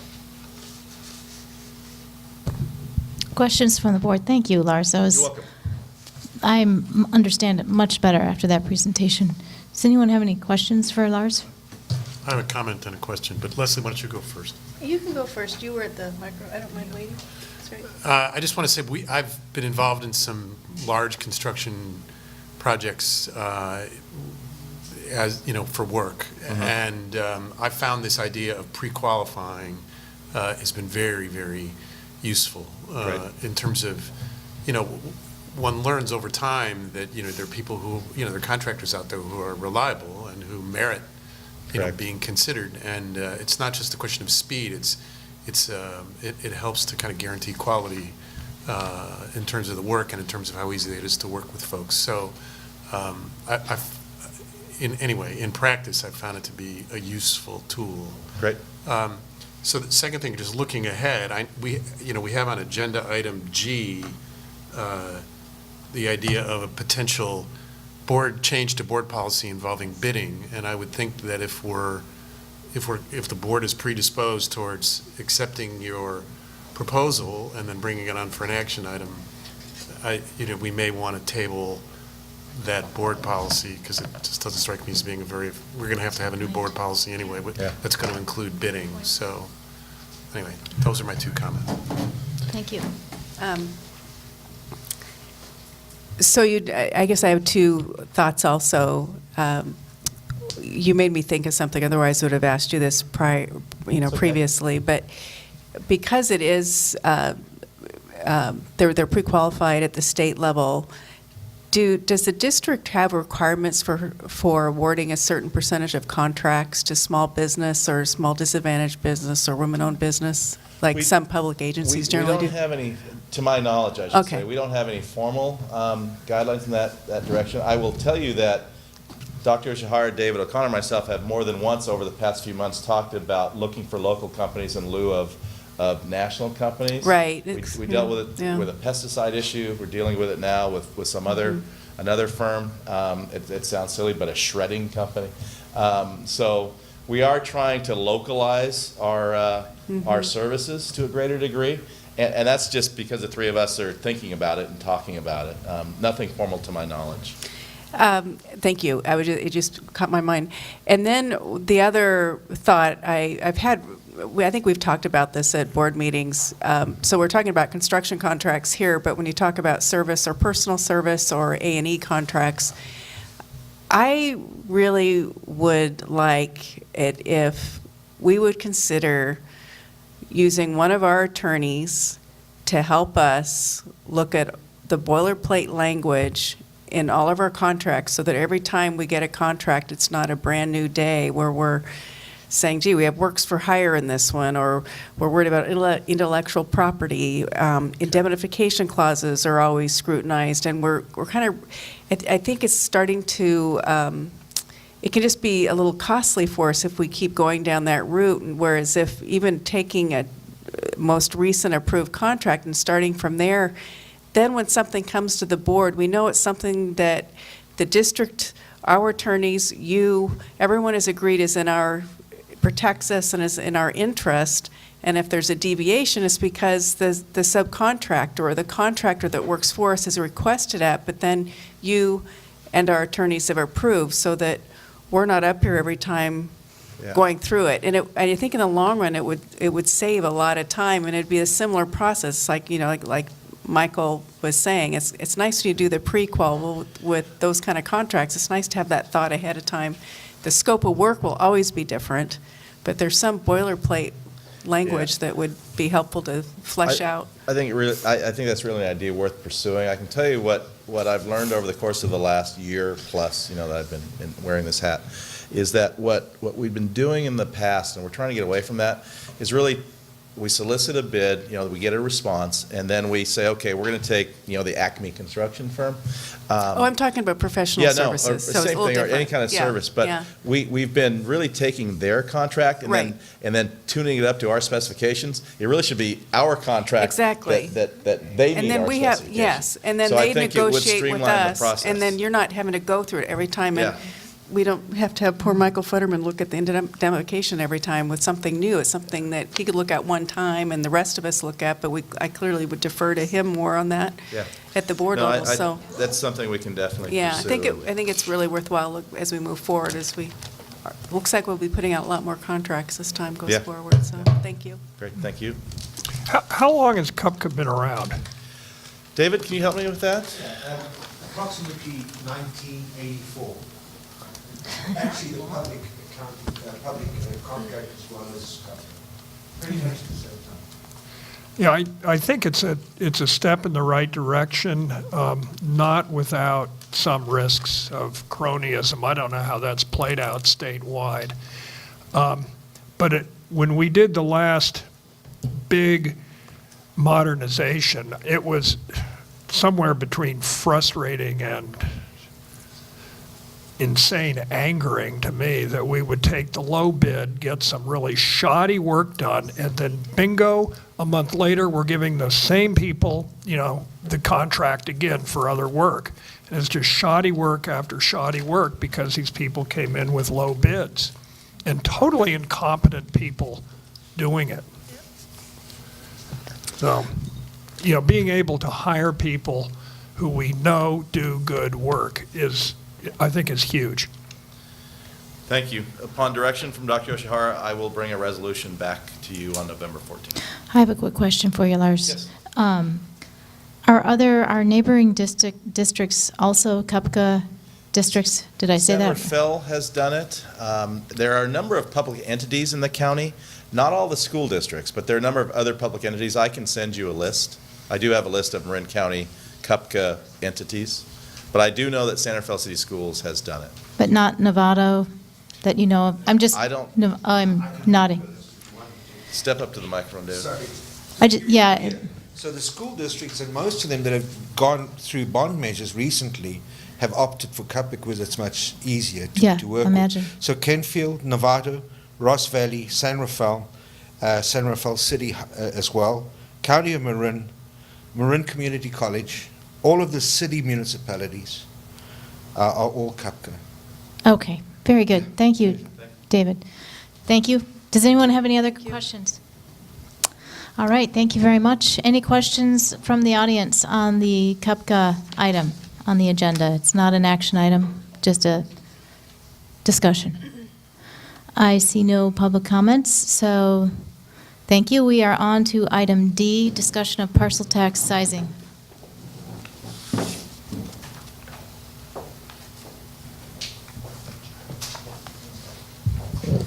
Thank you, members of the board. You do have a handout, which we also have, we'll put up on the screen. The handout is more designed for ease of reading, as well as one additional handout we did not include, but is on the back table. It will be referred to, it's just a parcel tax summary that shows our knowledge of all the parcel taxes that are current and expiration dates, election dates, and so forth. It's just sort of as a backdrop for the conversation with the board tonight. Mary, can we click on that PDF? Is it possible? Yeah. So the goal here tonight is to essentially look at some what-if scenarios as it relates to a parcel tax conversation. And really the idea of a parcel tax is we're looking at either some kind of extension and/or augmentation of the existing parcel tax. That's really the gist of why we're here, right? I mean, we're not up here just to acknowledge that we have one, but what can we do as it relates to the parcel tax? And so in these what-if scenarios, I essentially present what I consider a high sort of model, a low model, and then comparing it to the existing model. And what it shows is what kind of revenue that parcel tax would bring for the district. And what I hope to be able to then get from that is, based on the conversation here tonight, the ability then to go out to the community via a poll to gauge receptivity to these different scenarios. Again, getting sort of a high and a low. So let me briefly go over that with you. What the top table is, or table A, is the parcel tax based on our current estimates. And so this is what we have now. This was passed in 2012. That's that right? 2011. but 2011, it's yes. effective 2012. Effective in 2012. And is a 10-year parcel tax with a 3% increase for sort of structural costs that we encounter in this parcel tax. In these scenarios, B and C, I use the same 3% structural cost just for ease of comparison. We can certainly look at that, but I think that only further complicates the picture. Table B shows what a parcel tax that is 50% higher than our current parcel tax amount. So, if you simply take the 285 and times it by, 50% or 1.5, you will get a number that's 50% higher, and therefore revenues that are in line with that. And you can see that through the years. That would bring in roughly $5 million more to the district each year once that's approved and passed. If you assume $10 million as our rough, what we bring in this year. And then table C represents essentially a 100% increase or a doubling of the existing parcel tax. Again, these are chosen just as conversation points for the board to see what that would look like and what the numbers would play out to. The board is aware of the current structural deficit of the district. I think that's on the subsequent slides. If we can, Mary, go to just one slide forward, please. The subsequent slide shows, and I had this also in your handout, so it's easier to read, because I know up on the screen the numbers can be small. But what this is in your David, handout. can you stop us? Please. Can you see the, It's in the back, right? You said there's a handout? there's a handout in I the. don't know if we duplicated this, but it was on the agenda. This one was attached through the PDF, so. Yeah, it's on the, it's online. This one says 2017-18 adopted budget, multi-year projections at adopted budget. Yeah. So this one was included with the attachments. What's in the back, thank you, Michael, for that, is an additional handout which wasn't included, which essentially shows the parcel tax amounts. We will, just for the public, we will include this as a communication at the next board meeting. I did not have that in time. So the idea to demonstrate with regards to this slide and the subsequent slide is really for you to see the structural deficit, which is sort of in the middle there. I don't know what color, because pardon my color blindness here, but it's this color here. This increase here on this line here, whatever color that is. Lime green. Lime green. So Leslie and I are together on this one here. So it's that color there, which I know is shaded, but that's about it. Shows the structural deficit that the district is facing in each of the years. And this was the same number at adopted budget. Starts at about 5.2 million and takes some slightly up and downs, but you can see it hovers at 4 million, then 2.6 or 2.8, then up to 3.7 and so forth. So it gives you a magnitude. If we do nothing else, if everything stays on our current assumptions, what we're looking at. So any questions on that in just terms of broad terms before I go to the next one, and then we'll be in discussion. In terms of timing? Yes. If I'm looking at these sheets correctly, so Yes. the structural, am I jumping ahead? I'm looking at your. Yeah, I think you're jumping ahead, so I'm going to get to the next one. I will not jump ahead. I don't want to steal your thunder. No worries. Go ahead. So if we go to the next slide, which is the last one of the, well, it's the second slides. So this slide here takes the same scenario as the first slide, but overlays a 50% increase parcel tax on top of our current scenarios. And so it assumes revenues 50% greater. So this is the table B, if you will, scenario. And I look at that same lime green, you can see the structural deficits. And where we added the parcel tax is, bear with my eyes here. Local revenue? I'm looking. It's small print. At the very bottom, thank you. Down here. So it was just a line item that was added down here. So what this shows is if we were to add, and there's an assumption here, maybe where you're getting at as to when you can actually begin counting that, when you can begin counting that revenue from the parcel tax. We have some fairly reliable information in working with the assessor's office that if this was to go on a November 18 ballot, for example, you can begin collecting the revenue fairly shortly thereafter. So we would certainly change that as we get more defining information, but we asked around that. I think Daniel and I checked with the county assessor's office for when that revenue can be counted.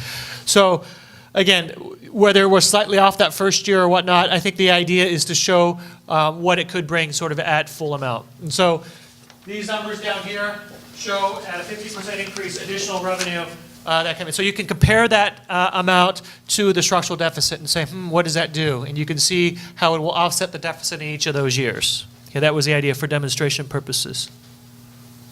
And now, Michael, I'll take your questions before I go to the last slide. The last slide is basically the same idea with 100% or a doubling of the parcel tax, showing you what the revenue increase would look like. So, I mean, I was just about to do the math. But Yes. I mean, if I'm looking at the spreadsheet that is projection with a 50% parcel tax. This one, yes. Right. Okay. And so you've got the additional revenue at the bottom of the combined column. Yes. For 18-19. Yes. But that additional revenue doesn't hit the budget until 19-20, if I'm reading this correctly. We believe it'll hit the budget well, the budget would have already been adopted.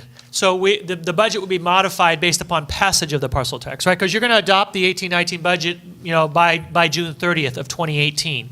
So you're looking at a November. Again, these are hypotheticals. I don't want you to think, but if we're going to go for a November election of that year, and a parcel tax is on there and it passes according to the county assessor, we would be able to see that revenue during that fiscal year. So we would have to do an adjustment to the budget, probably by second interim. All right. At that point? So, okay, so can we follow that a little bit to Go ahead. help me understand? So I'm looking at the budget for 18-19. Okay. And I'm looking at the, what to some of us, it looks like a lime green line, and to you, it looks like, I don't know what it looks like. It's a nice shade in the middle. And so the structural deficit in the budget for 18-19 is 4 million And plus, change, yes. 4,047,000. So that number doesn't change. It shouldn't. right? It's because, and the reason you're saying it doesn't change is because this is the budget. This Right. is, yes, this is Right, what because we've. you're projecting we're going to get an additional $4 million in revenue. Correct. So where does it, I'm trying to figure out, so, but I'm not seeing it reflected in the budget because we're adopting the budget before we would have, Yes, it would be reflected for practical matters by second interim of that year, give or take. Yeah, I mean, second interim would do December 31st. So when the so where second. does it show up anywhere then in the 1920 budget, other than in the fact that the projected deficit is gone? It would. We did not include that for the purposes of what's shown here tonight. So if this were to actually happen, right, and then we came for you in 1920 for the budget, yes, it would show up at the top under revenue. Typically under local revenue. Daniel, does that sound right? So the local revenue, Michael, if this was to happen, the local revenue for 1819 would be adjusted upwards, and then 1920 be adjusted upwards by whatever amount is received. So if I was to look at 1819, I see a local revenue of 11.26 million. Right here? This amount? Yeah, 11.26 yeah, no, I see that. That would be adjusted upwards. I do see that, and it is adjusted upwards, but for example, I would expect to see it in the beginning fund balance. Right, and I'm not seeing it there. No, it hasn't been adjusted upwards yet. That's the same amount on all three slides. So what happens is when that's adjusted upwards, then the beginning fund balance would be adjusted upwards. We didn't drive it into the formulas into the spreadsheet. Well, you did in some, right? Because the deficit, does it go back to that lime green or whatever color that is? It shows up in a difference in terms of the deficit, right? You've got a projected, without the increase in the parcel tax, you've got a 2.6 or 2.8 million dollar, whatever it says, deficit projected for 2019-20. And that number changes to a surplus of $2.2 million for 19-20. So it does show up there, but I'm not seeing it. So presumably that's because Okay. you've got more revenue, but I don't see it reflected in the beginning fund balance, which is where, if we're going to be collecting the funds in 18-19, Yes. it ought to show up in the beginning fund balance also, right? Yes, so let me see I've been at this where job we too included long, that. so- I'm going to separate it. Daniel, if you want to answer. I want to take a look at the copy. Yeah, okay. I'm going to pull it apart just so it's easier for me. Just give me a second. Okay. This is the one he's looking at right here. So what he's saying is this is now shows a net positive. What he's saying is that this is now positive here. Yeah. Right. But I don't see any accounting for, Why? Yeah, why did that, where did it show up in the revenue side? well, it shows up under, but it should, but my point is if we're, It's showing up. I understand. Local here. revenue, It's local It's revenue. showing up in local revenue. It's reflected in there. So what happened is, because it's in the income statement, it will filter out into the fund balance. So Yeah. the ending fund balance should go up a little bit and then become the beginning fund balance. yeah, I understand that, but what I'm not. what But I'm you're not seeing it, is What what I'm you're not clear about is the timing, is that if we're going to be collecting $4.6 million in additional revenue for 18-19, Yeah, where's that should, that's not, that's in addition to the 4.8 that's projected for collecting in 19-20, right? So that 4.8 additional revenue in 19-20 should be reflected in that $16 million local revenue number. I see what you're saying. But what I'm not seeing anywhere is, what I'm not seeing anywhere in 19-20 is that additional $4.6 million in revenue that we collected in 18-19 that's not reflected in the 18-19 budget. And I'm wondering whether we're underrepresenting the amount of revenue. Yes. See what I mean? Yes. Is this perspective right? Yes, I see what you're saying. So if we have a November 2018 election, and if it passes, then taxes are collected in December of 2018 and April of 2019. These property tax, the parcel tax, if it passes, would be effective, it's too early, if it's a November 2018 election, for it to appear on December. That's a good question. We'll have to ask that because, you have to defer to others that are more experienced of whether they issue some kind of supplemental or not. Yeah, we'll have to check those. Those are, I think those are just sort of timing issues as to when the revenue would hit and when we would count that. I mean, it would affect it by, that year of when it occurs. So we'll get clarification in terms of the actual timing on that. Daniel, I see your question though. Right, yeah, I can follow, excuse me, I can do a research and. Well, but I think we need to know that, right? Because the actual number, so this might theoretically understate the amount of revenue that we would receive, because it would understate it by one time, by $4.5 million or whatever amount it is that one time. Right. Yes. So it has a shifting of that. Although one it would time. carry through, right? I mean, It it would bump up wouldn't the other- understate it each year, but It's a one-time understatement, or yes, it'd be Yeah. a one-time understatement. It's a timing. Yes, it's a timing.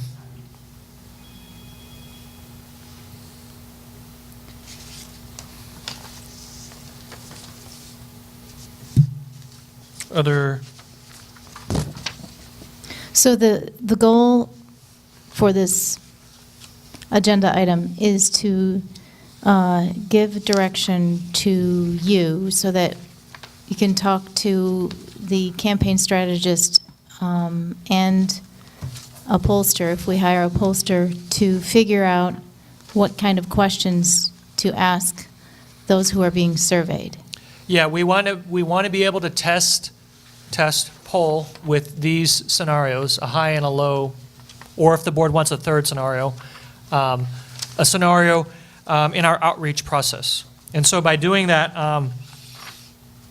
we're going to test that in our polling, our stakeholder outreach. Somebody mentioned that earlier with regards to the board who will be calling out, and then also in our public outreach. So there's some different stakeholder groups by which we want to test this for feedback.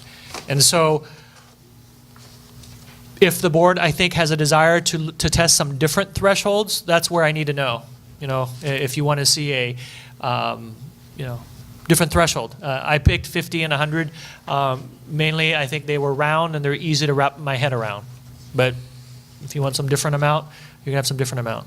I think, Go ahead, Mike. Go ahead. No, I've talked. No, I'm just thinking in light of Michael's question about the $4.6 million Yeah. or whatever it is, where that is. I mean, I don't consider a 50% bump low. I'm wondering about a 25% bump as a low. Especially if we're seeing that the reserve might have a little bit more in the end if we put that 4.6 million in someplace. So I'm just throwing that out to the board. I don't know how you feel about another question about 25% bump as a low. I would ask, as you look at that, then also to consider where we are relative to sort of our others in terms of our sizing of our parcel tax. So when you consider us on this other sheet, right, if we're to compare, when we went out for the initial, it was a 245.94 amount is what I'm showing, right? So this is the single pager that was hopefully. okay. This is in the back. This That one is in the additional back, one. yeah. And so this just gives, it gives you some idea of where does TAM sit relative to our neighboring districts. And considering we're a high school and our relative cost of being a high school also tend to be more expensive in general. So while there are a few that are below us, there are many who are significantly higher than us as well per parcel. So I think as a board, you want to certainly wrestle with where you feel comfortable to test for our different stakeholder groups. So David, I mean, one thing I'd like to compliment, I guess you and Laura, right, who are speaking with Yes. our consultants about this is, I'm glad that you haven't come in with a proposed increase, annual increase beyond 3%? We have not. Yeah, I mean, I think it's more, I think frankly, it's fair and more, to taxpayers and more palatable than this 5% annual increase, which really compounds, at a very high rate over the course of time. So I'm glad that you've done that. I think it shows a good level of responsibility on the part of the district. Obviously what we're not seeing in these numbers is, any increase in compensation costs to staff, right? We've got those big, David, I'm sending this for you, those are yellow and lilac or whatever they are, colors there, right? Which indicate they're. Whatever you say. Whatever you say. Some shading up there, I'll Just take my word for it. It's, so we have so as a practical matter, whatever we agree to with staff, over the course of the next, number of years as we grow. Number of yes. years, 5 years or whatever reflected here, it's not going to be zero. Correct. And I think it's fair to also anticipate that our expected contribution for pensions is going to increase. I don't see that issue resolving itself anytime soon. So, as we think about, so it makes it a little, because those numbers aren't there, it makes it a little difficult, to look at the analysis a little bit differently, right? You've talked about, to what extent is it sort of acceptable, if you will, livable, electable, Yeah. approvable by our constituents. That's certainly an important question, a legitimate question. But it doesn't really ask, what do we really need so much? And it's a little, it's obviously reflected in the fact that we can look at what our reserves are and its impact on it. But I think when we come down to the final number, I think we need to really drill down in terms of what would this look like if there were X percent, if our expenses were going up X percent, Y percent, Z percent, where would we be?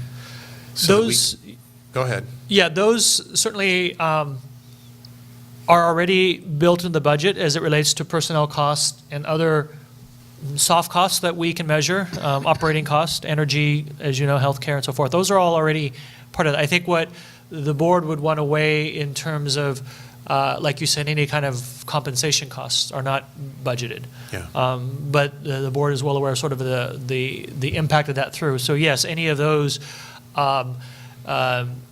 sort of future costs would reduce the ending fund balance, essentially, and or increase the structural deficit. And vice versa, I think in fairness, if we continue to see strong property tax AV growth beyond our budgeted amounts of 5% per year, that will create a more positive impact for us, and vice versa, right? If the economy tightens up and comes in below 5%.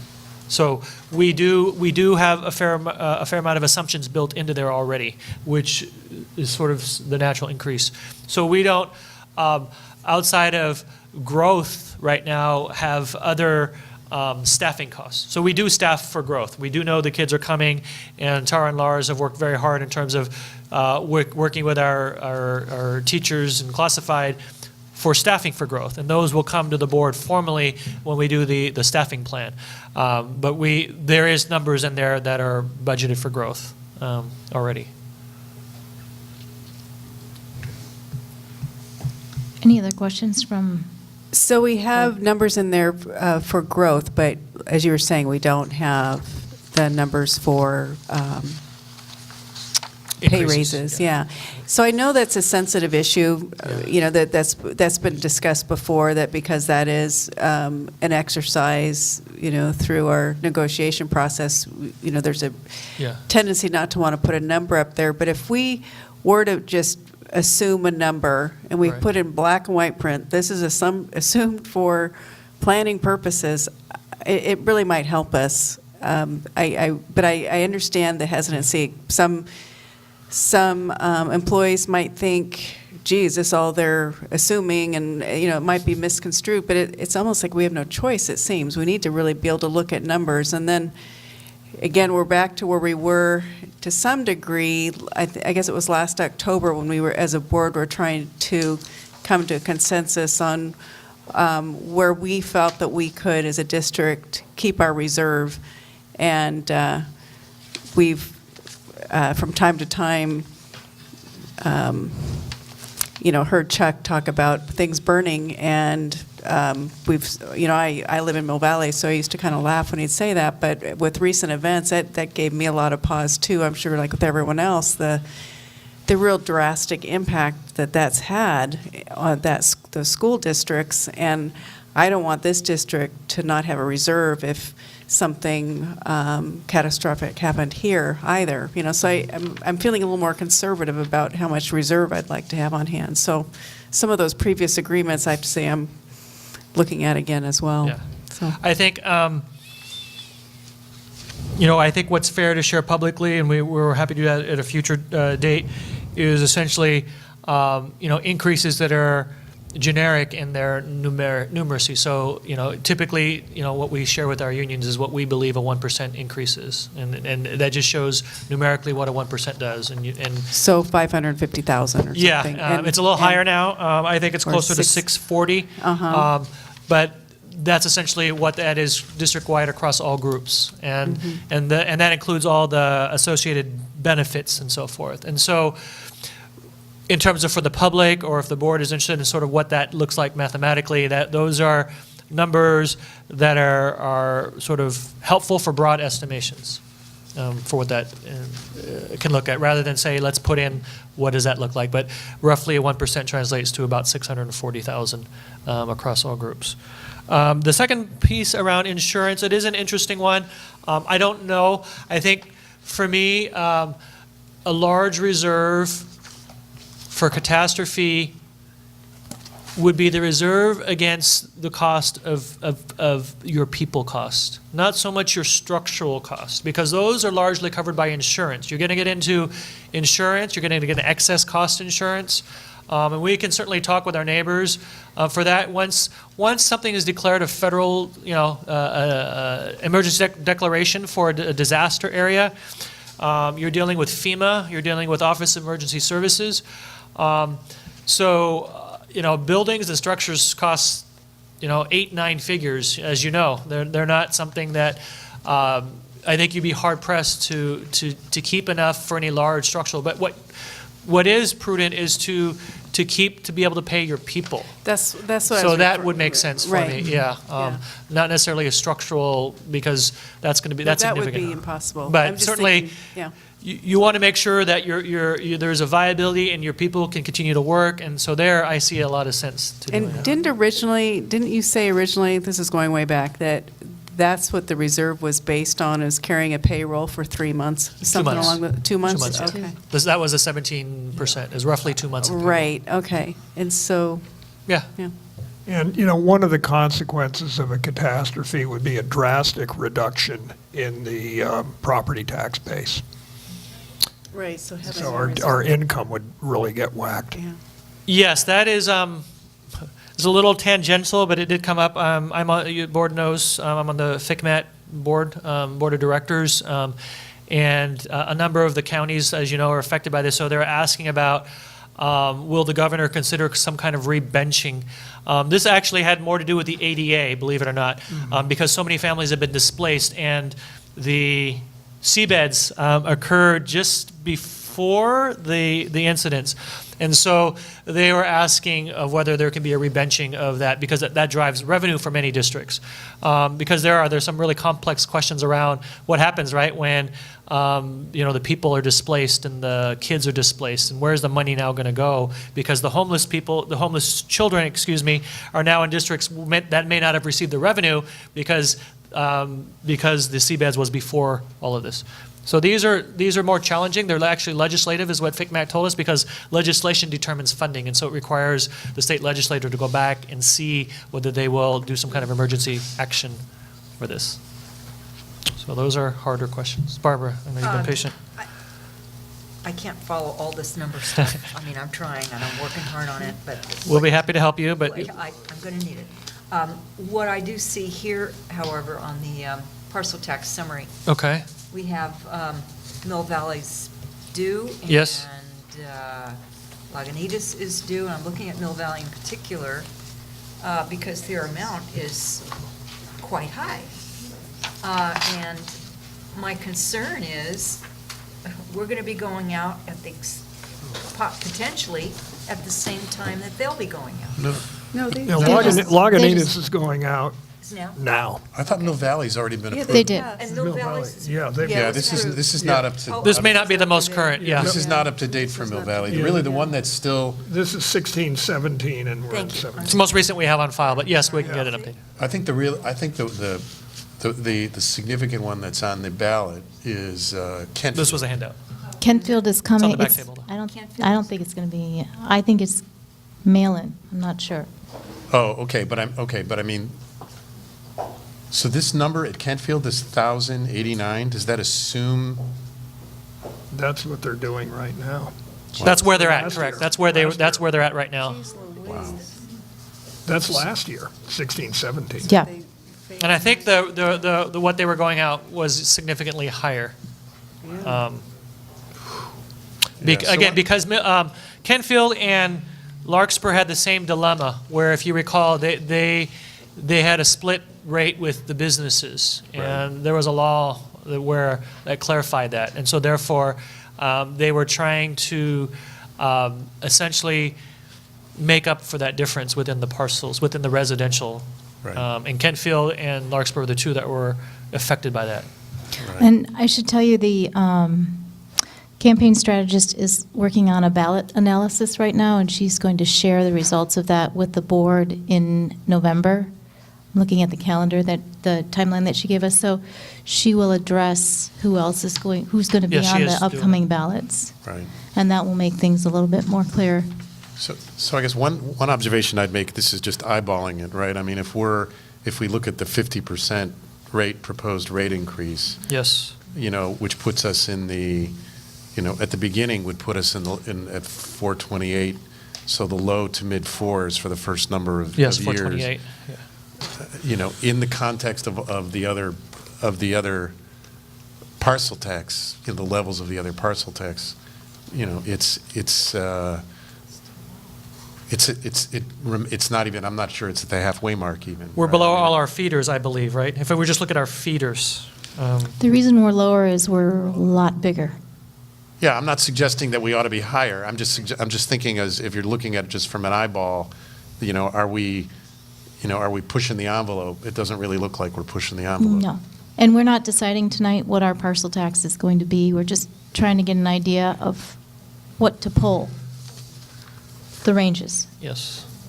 And to help the board see the impact of those ranges, should that happen from a fiscal sort of standpoint, what the impact of that is. So there will certainly be more conversation on this. We will clarify the sort of timing issue, get that out maybe in a communication to the board and community on that But piece. I think you need from us tonight, don't you need some direction for, Yes, again, sort of a consensus, not a vote, with regards to, again, we want to be able to test these scenarios, a high-low scenario, if you will. Again, in polling, again, the polling firm will still come to the board, so it's not like that's just going to happen. But stakeholder outreach, this is happening, public outreach, these sort of different avenues by which we're working with the consultant to get that out there. So we would like to have this embedded within those conversations about, their thoughts on that. Yes, Michael. So just in terms of polling, right? I'm not a pollster. I don't purport to have any expertise in polling. I guess, is there in terms of sort of data collection or whatever, Yes. political analysis, is it useful as part of the poll to include this 100%, a proposal for, one alternative being 100% increase? Or That's the suggestion, is Yeah. that be one of the scenarios. Oh, that is. A doubling, yes. that is the suggestion from the strategist, that when we go out, we offer those who are participating in this outreach an idea of what a certain percentage bump how would they would react to that, what that dollar amount is, and what the percentage is, and Yeah. how they feel about that. I see.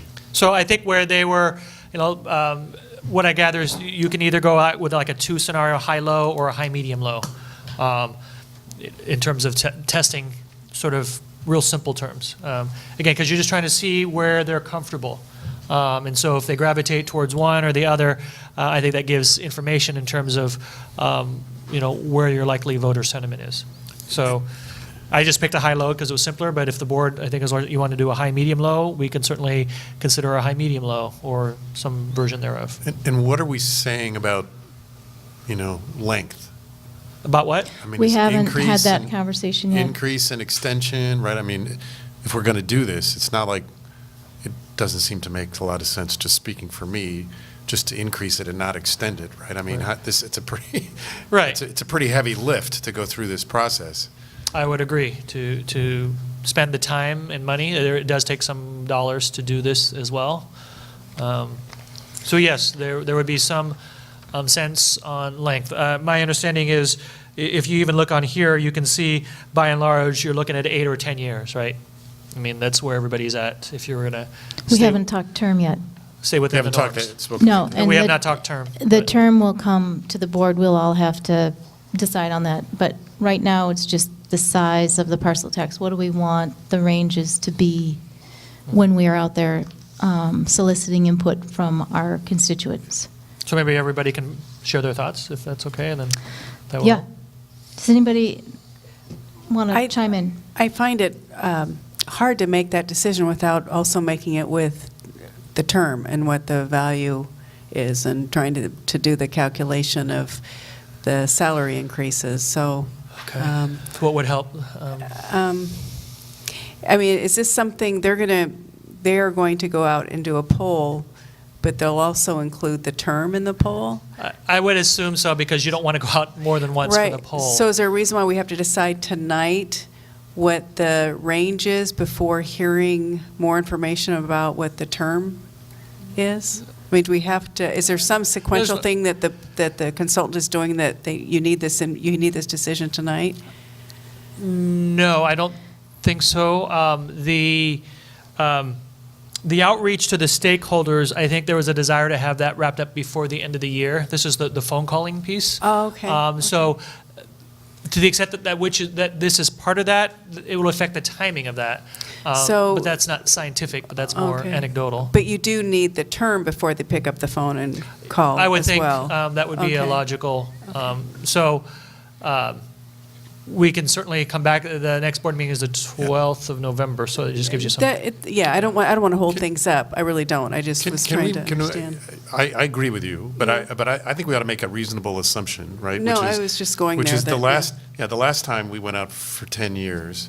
So Yeah. I think at a minimum, right, if we're going to do this, we would want it to run for 10 years. Mhm. And I mean, just given all the work associated with it, right? So we can assume that, and I think we could assume 3% in 10 years. Okay. The same. And I'd really want to hear from the consultant if it's easier to collect the data and analyze it with a high and a low versus a high, medium, low. I personally don't have a strong opinion whether I want 3 or 2, and so that I will defer to the rest of the board on that. I really don't have a strong opinion. It's more of what kind of data that they think they'll So get. she's scheduled to be on the agenda on the November 14th board meeting to present the ballot analysis. And we could ask her to also help us with this question about parcel tax sizing. Yes, to some extent, but yeah, I think it'd still be helpful to kind of go down the list, or the group, to hear the. Yeah. the rest of the- I like the idea of having 3, a 25%, 50%, 100%. I think I'm not comfortable personally going out for anything more than 100%. Thank you.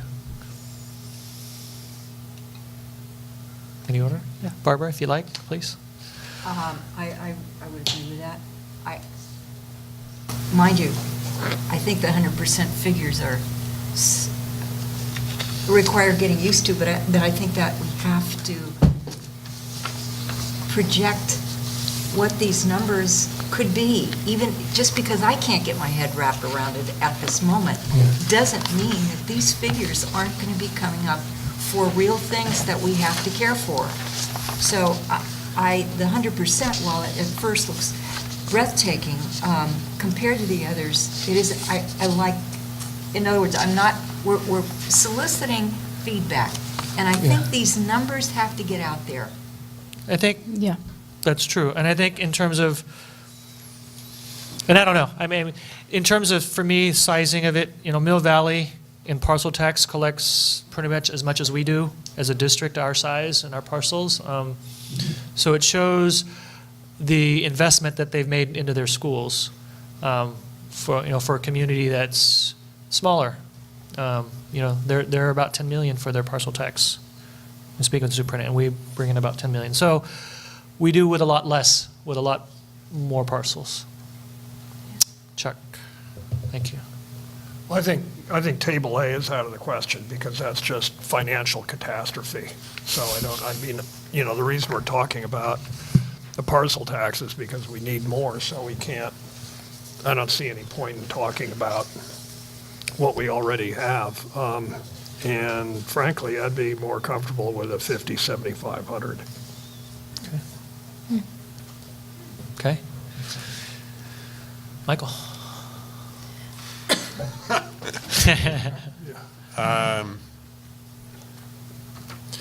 If the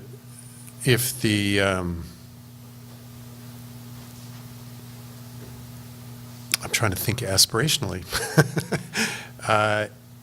If our consultant believes that it's important to go out and one of the options presented for purposes of polling is that we're at 100%, then I think we ought to include it. I'm certainly okay with 50%. I'm really agnostic in terms of whether we have one that's lower than 50% or whether we do 75%. I think what I want to do is provide the most useful information to our consultants, and if our consultants believe that that they can glean that information with what Chuck suggests, or they can glean that information with what Laura suggests, I can go either way. Sounds good. And Laura's part of that group, so she's heard everything tonight, so we will take that back.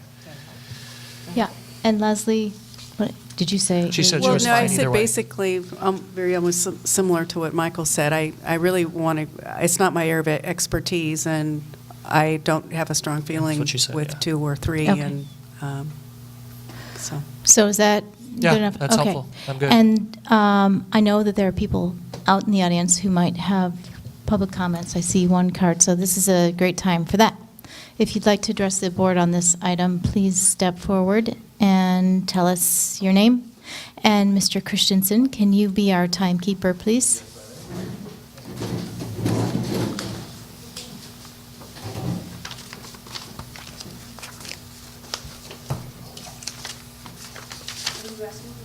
Yep, this is public comment on this item, yep. Good evening. Want to start by commending the idea that you're thinking of modest escalators. I think that will be popular within the community. My main message today is going to be to remind you that the other school districts that you show on the a table here, they're not like your competition peers. They're ones that you're coming in on top of and behind in the queue. And you really have to keep that in mind. I won't go into it, but there are errors in the handout regarding Mill Valley. You can sort that out. And I think the second Mill Valley here, this lower one, is actually a city tax. It doesn't have anything to do with the schools. So Kentfield will be back in the spring. It looks like they'll do a mail-in ballot. It looks like they're leaning towards maybe $1,500 plus 3%. That compares with $1,200 now, so they're talking about a jump upwards of $300. You'll be coming in behind that.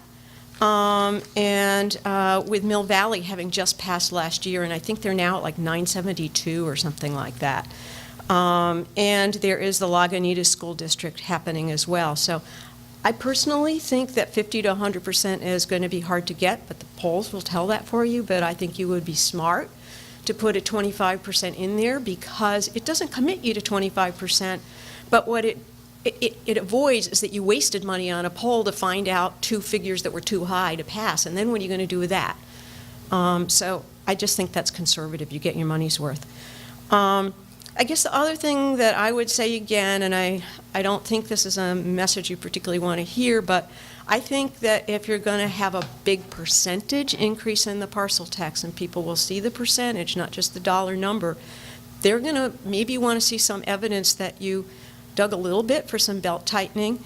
And having spent 20 years as a financial analyst, I can tell you that every organization in a push has some fat that they can find, and I would encourage you to think about that as part of your dialogue that you're going to have with the community when you go for a big percentage increase. Thank you. Thank you, Mimi. Would anyone else like to address the board?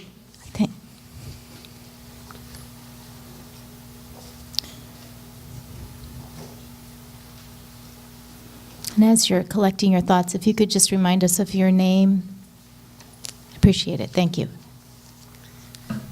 Yes, my name is Tatiana Gay, and I'm from Mill Valley, and this is not the first time that I have spoken to this board. I wish I didn't have to be here tonight. I'm not feeling well. It took a great amount of effort to be here, but I felt it was very important because what I keep hearing is all this energy going into how are we going to get the money. I would like an equal amount of energy to take a look at how are we going to reduce expenses. Business 101, I know that many of the children in Marin County come from very wealthy parents, and so when they run out of money, they just go to mommy and daddy and get more money. But looking at this board, it looks like a majority of you were raised by the same generation, which Tom Brokaw dubbed the greatest generation, and it was a generation of responsibility. I know that I was raised to be responsible with my money, to live within my budget, to take a look and plan for my expenses.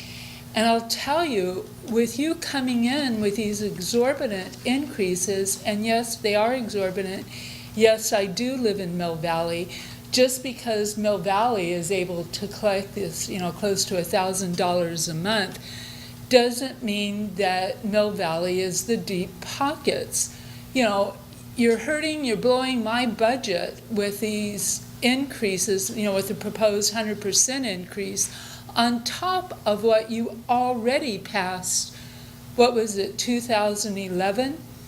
And I personally have not had a cost of living increase since 2011, but now, this group is coming in and saying, oh, we need more money, mommy, mommy, mommy, mommy, daddy, give me more money, give me more money. And at some point we don't all have the money to keep throwing at you. So it's a matter for some of us, am I going to pay Tam Unified High School District, the additional $1,000 that they're asking for, or am I going to pay my mortgage?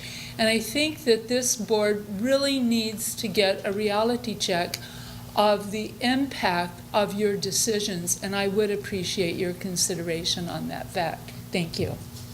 Thank you. Thank you for coming. Are there any other public comments on this item? Okay. Thank you. I would like to point out that for the past several years, our per pupil expenditures have been decreasing, and they are projected to decrease. So when the subject of belt tightening comes up, we have been tightening our belts, and where it's being felt is in the classroom and by our students. Okay, Dr. Yoshihara, we have a bunch of board policies and ARs items, We E do. through R. I'm wondering what I heard that we should potentially table item G.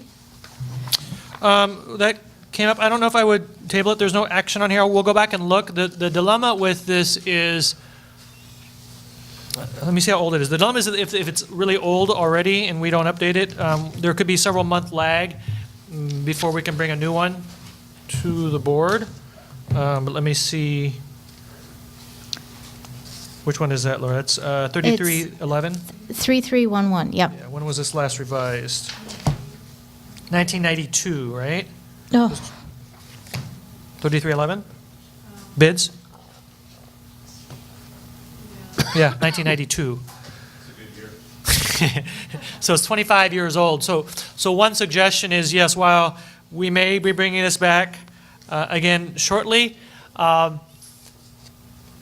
it allows the language to be brought up so that the change that comes later would be minimal. You know, I would hope it'd be minimal to bring the CUPCA standards into that particular bid.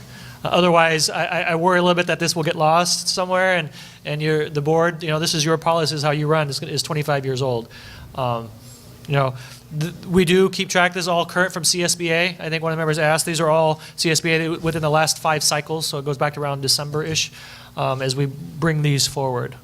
So And then I know I gave you a heads up, but I just for the record, I would rather table item R until other issues got flushed out. And I think I forwarded you an email I even got today from I'm on the email list for one of our attorney firms on some new information coming out, and I just would like more information about that. That's just me sexual being on the harassment? record. Yeah.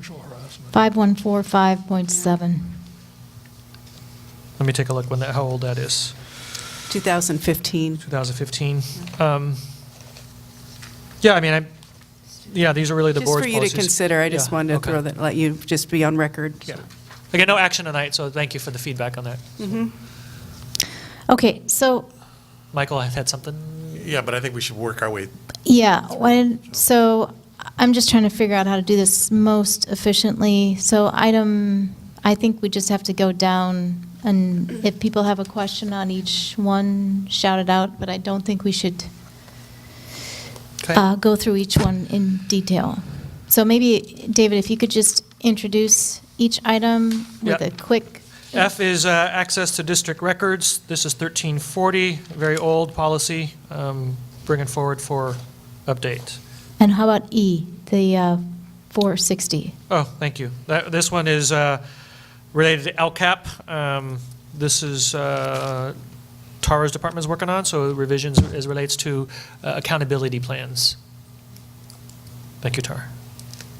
Okay, and F is access to district records. So I do have a question about that one. Go ahead, Michael. So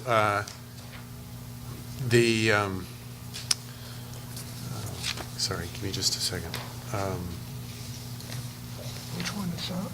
F. 1340. So there is a provision in here that talks about when a case has been resolved, that the records are then available for production under the Public Records Act, I guess. Okay. And I think that I was a little actually astounded to see that. Okay. Because I think that attorney-client privileged, I have a hard time believing that attorney-client privileged communications become available to the public even after a matter has been resolved. So I'd like to get feedback from counsel with respect to this. There's a reference, I think the way it is drafted, what I'm afraid of is that somebody who's not legally trained is going to be looking at a Public Records Act request, and there's a specific sentence in there that says it's resolved, we can give you the information. Oh, boy. And I think it's misleading. So I can send you a follow-up email, because I actually looked at a couple of statutes that are cited in there. I'm concerned about the way that it's drafted, that we could end up producing things that we don't want to produce. And I think, just for clarifying, Mary, maybe we'll double check. If this is related to AR 1340. Yes. We did not list that in the title, so we may bring back AR separately, Mary. Oh, yeah. Well, it says BP. It doesn't says say BP, AR. and it doesn't say AR, which we're both bringing, but I think for transparency, we'll bring AR back as a first reading. So we should follow up, or I'll send you an email or something, but I have some concerns about that. Okay. All right. But I note that, Michael, for my records. Okay. Okay. Moving on to 3311. Yeah. This is with bids. So again, we'll take a look at this. Your point is well taken, Michael. If we can delay this for the CUPCA, we'll delay it. If not, we'll just bring it back. So again, it's 25 years old, so. Right. David, question? Yes. What does bidder's security mean? Bidders security. And is that on the BP or the AR? Okay, got me there. I don't Okay. know which Just one it want to know where to is. look. It's just the expression that's been used, Okay. bidder's security. Is that some kind of a bond on, I mean, I don't understand that process. Is it a bond on the person who's providing the bid? Is it some kind of insurance? Yes, I will, I see. The bid and shall be accompanied by a form of a bidder security, including either cash or cashier's check to the district. So, yeah, this isn't, it's insurance related to the agency that's awarded the bid. Typically, they have to be bonded, but I'll verify. If it's something different, I'll come back to you on that. Thank you. Okay. I'll make a note. Can we move on? Yep. To H. This is lease of contracts, AR 3311, point 2, point 3, and point 4. I should just say, if there's anyone out in the public there that wants to jump in on any questions, stop make you. yourself known. Yeah, I had- Otherwise, we're going to try to get through this. Go ahead. Michael. I have the same question that we had about G. I Uh-huh. have a question about whether Lars's suggestion about Cupcake. cupcake is also implicated here, especially AR. It looked to me that AR 3311.4 May have CUPCA. may okay. have some, may be impacted by that as well. We will look. Okay. Will do. 3541.2 is a elimination of the one and then the revision to the board policy. It should be elimination of AR, is it right? Is it? Yeah, but in the title, it doesn't say that. Has Wes reviewed this one? Say again? Has Wes reviewed this proposed This particular policy? one with business and, transportation for students with disabilities? Yeah. I've run them all through Tara's office, so I would say she's very on top of these and diligent, and I don't bring it forward unless she says we're good to go. So, CSBA as well. But you have a particular question, but yes, they're all sent through Ed Services for her department. So even though AR is not in the title on the agenda, it's in the rationale, the abstract. Okay. It says AR deleted. I think we're okay with that one? I think Madam that, President? I mean, we may be taken to the mat on that, but You are taking a big risk here, but, Yeah. okay. We'll be good on that one then. I'll make a note. Okay. And it is an elimination, so it's not like. It's not controversial. J, this is non-discrimination in employment, 4030. I just had a comment on here Go that ahead. I'm really glad that we have more protections for interns and volunteers. Yes, we are trying. Okay, got that down. Yes, covers all that discrimination. They're protected as well. Next one is 4112.19, notification policy. This is notification for employee notifications. A lot of changes here. This one's pretty comprehensive.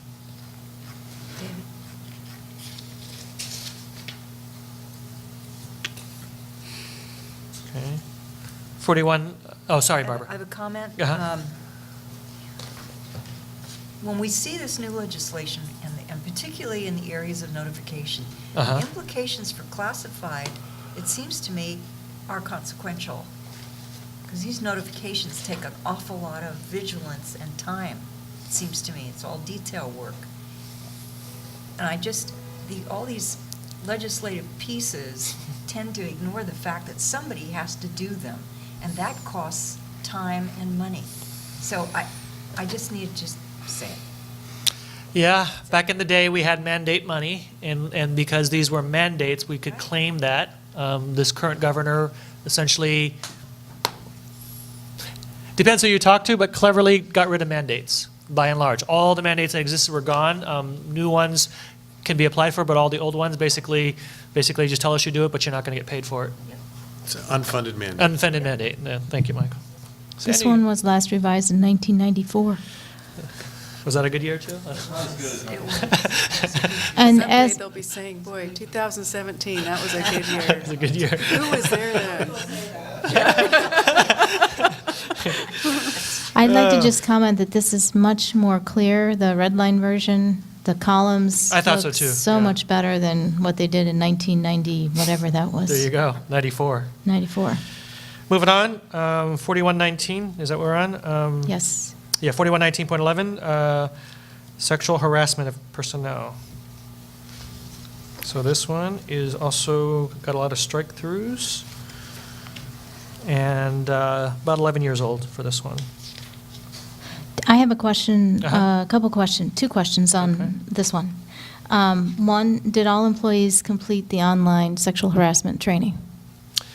We've got a couple of classified folks who still haven't, but we're working with them, and it's a language issue. Okay. And the second question is, does this board policy cover off-campus sexual harassment activities too? I noticed the student sexual harassment one, the language in there is new. Part of the new language is about off-campus. Yeah, this is personnel, so it's a little, So, yeah, but I know it's employees, but I'm wondering. Dr. Trubia says it's a similar burden of proof. Okay. Legally, it's a similar burden of proof. If it takes place outside the work hours, but it impacts work and creates a hostile work environment, if I feel intimidated by the fact that this person may be harassing me off campus, but I have to come to work in the room next to them or in the desk next to them, then that creates a nexus and a hostile work environment. So it depends on the nexus. Okay. The student law is much more explicit because of social media and I the see. prevalence of that. Okay, I was wondering why it was explicit with the student board policy and not the employee one. But Yeah. that explains it. Although adults can also be harassed on social media as well, as we know. They can. On that bright note. Thank you. You are cheery today. Next one, which one are we on now? I'm losing. Are we on L? We're on M. Thank you. M is temporary athletic team coaches. So we deal with this a lot. We got lots of temporary coaches. Any questions? Just looking up. How old is this one here? It's about 11 years old, so 2006. A lot of new stuff on this one, as you can see. 4161. Oh, sorry. Keep going. All right, next one is 4161, personal illness injury leave. So a lot of the leave codes are a lot of changes with this governor. You'll see from illness to maternity to other types of leave. He's quite supportive of leave, so I would anticipate more leaves coming forward. I liked that also there's language in here pertaining to military personnel. There is, yeah. Yep, And that's new. their right to Yep. leave, yep. I have a question. What does it mean by provide 24 hours or 3 days? Just that's Yeah, 8 times 3, yeah. Like a substitute teacher is 3 times 8 is 24, so 3 days of sick leave or leave. And that's how it's, Yeah. okay, thank you. So subs, yes, now get leaves. Moving on. Yep. N, is that right? Or- We did oh, N, and I lumped N and O together. Thank you, but N and O, okay. And P, 5030 is wellness. Student wellness. which we know is a LCAP priority, and talks a lot about Oh. that. Go ahead. 5030, I think, uses the expression, it's probably CSBA. Yeah. Recess. And I don't think the word recess is probably Hmm. appropriate for our level of. I'll do a double look on that and see. Thank you. Search on that. All right, we'll fix that. 5111.1, district residency.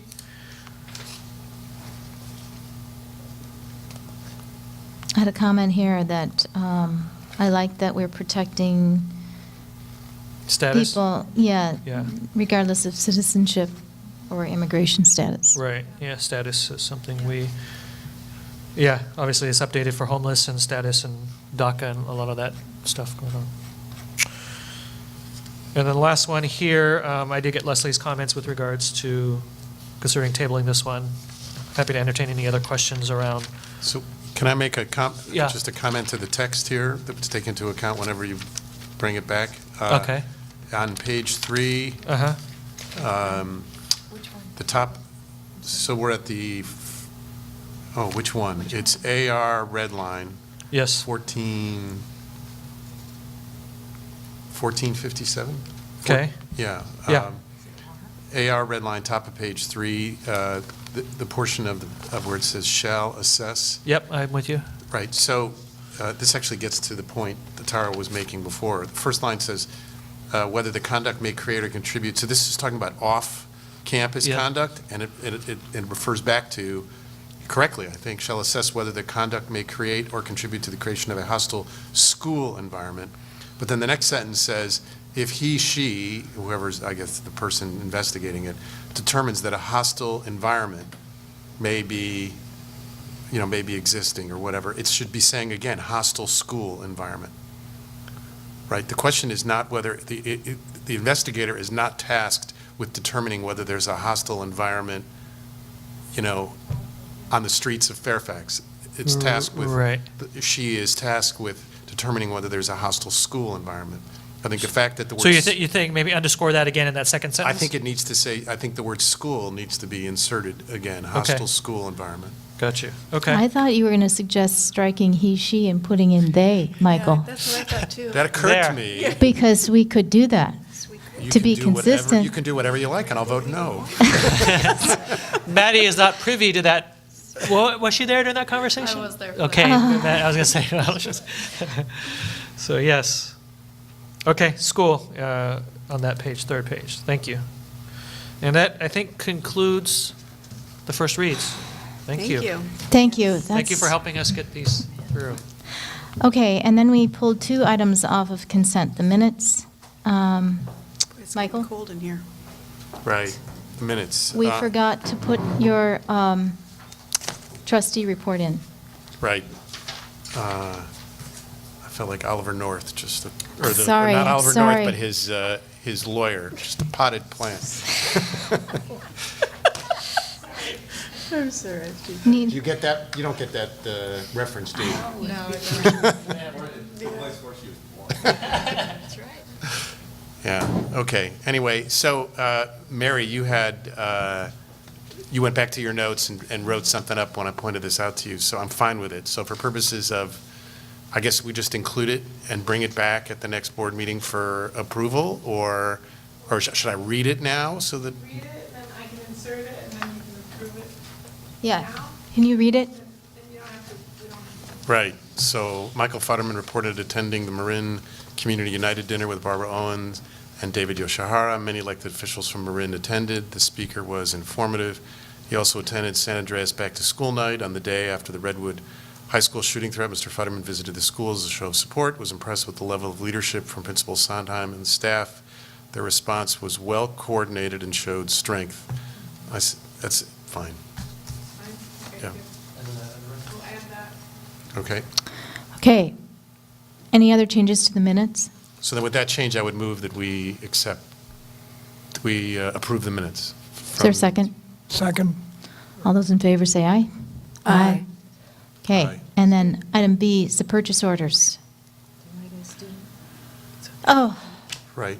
preferential That was vote? you. Aye. Wait, that can be reflected in with the Lone Ranger over there. Thank you, Maddie. Want to keep you engaged. Okay, we have one last item. The purchase orders were pulled off of consent. So my issue was, I had a lot of issues that were, where Tara. We know. Tara responded, well, at least I'm reading the packet, right?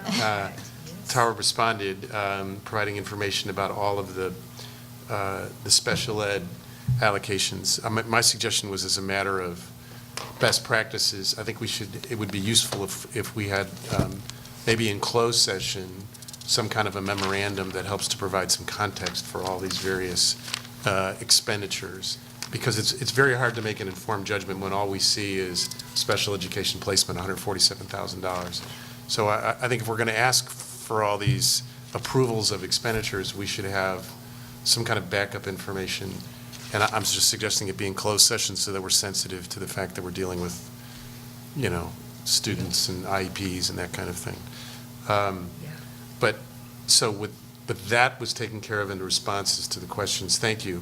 Item number 20, Tam High Global Studies Hungary trip, $20,000. I don't recall ever getting any requests, any information about this field trip or field trip approval forms, unless I'm mistaken.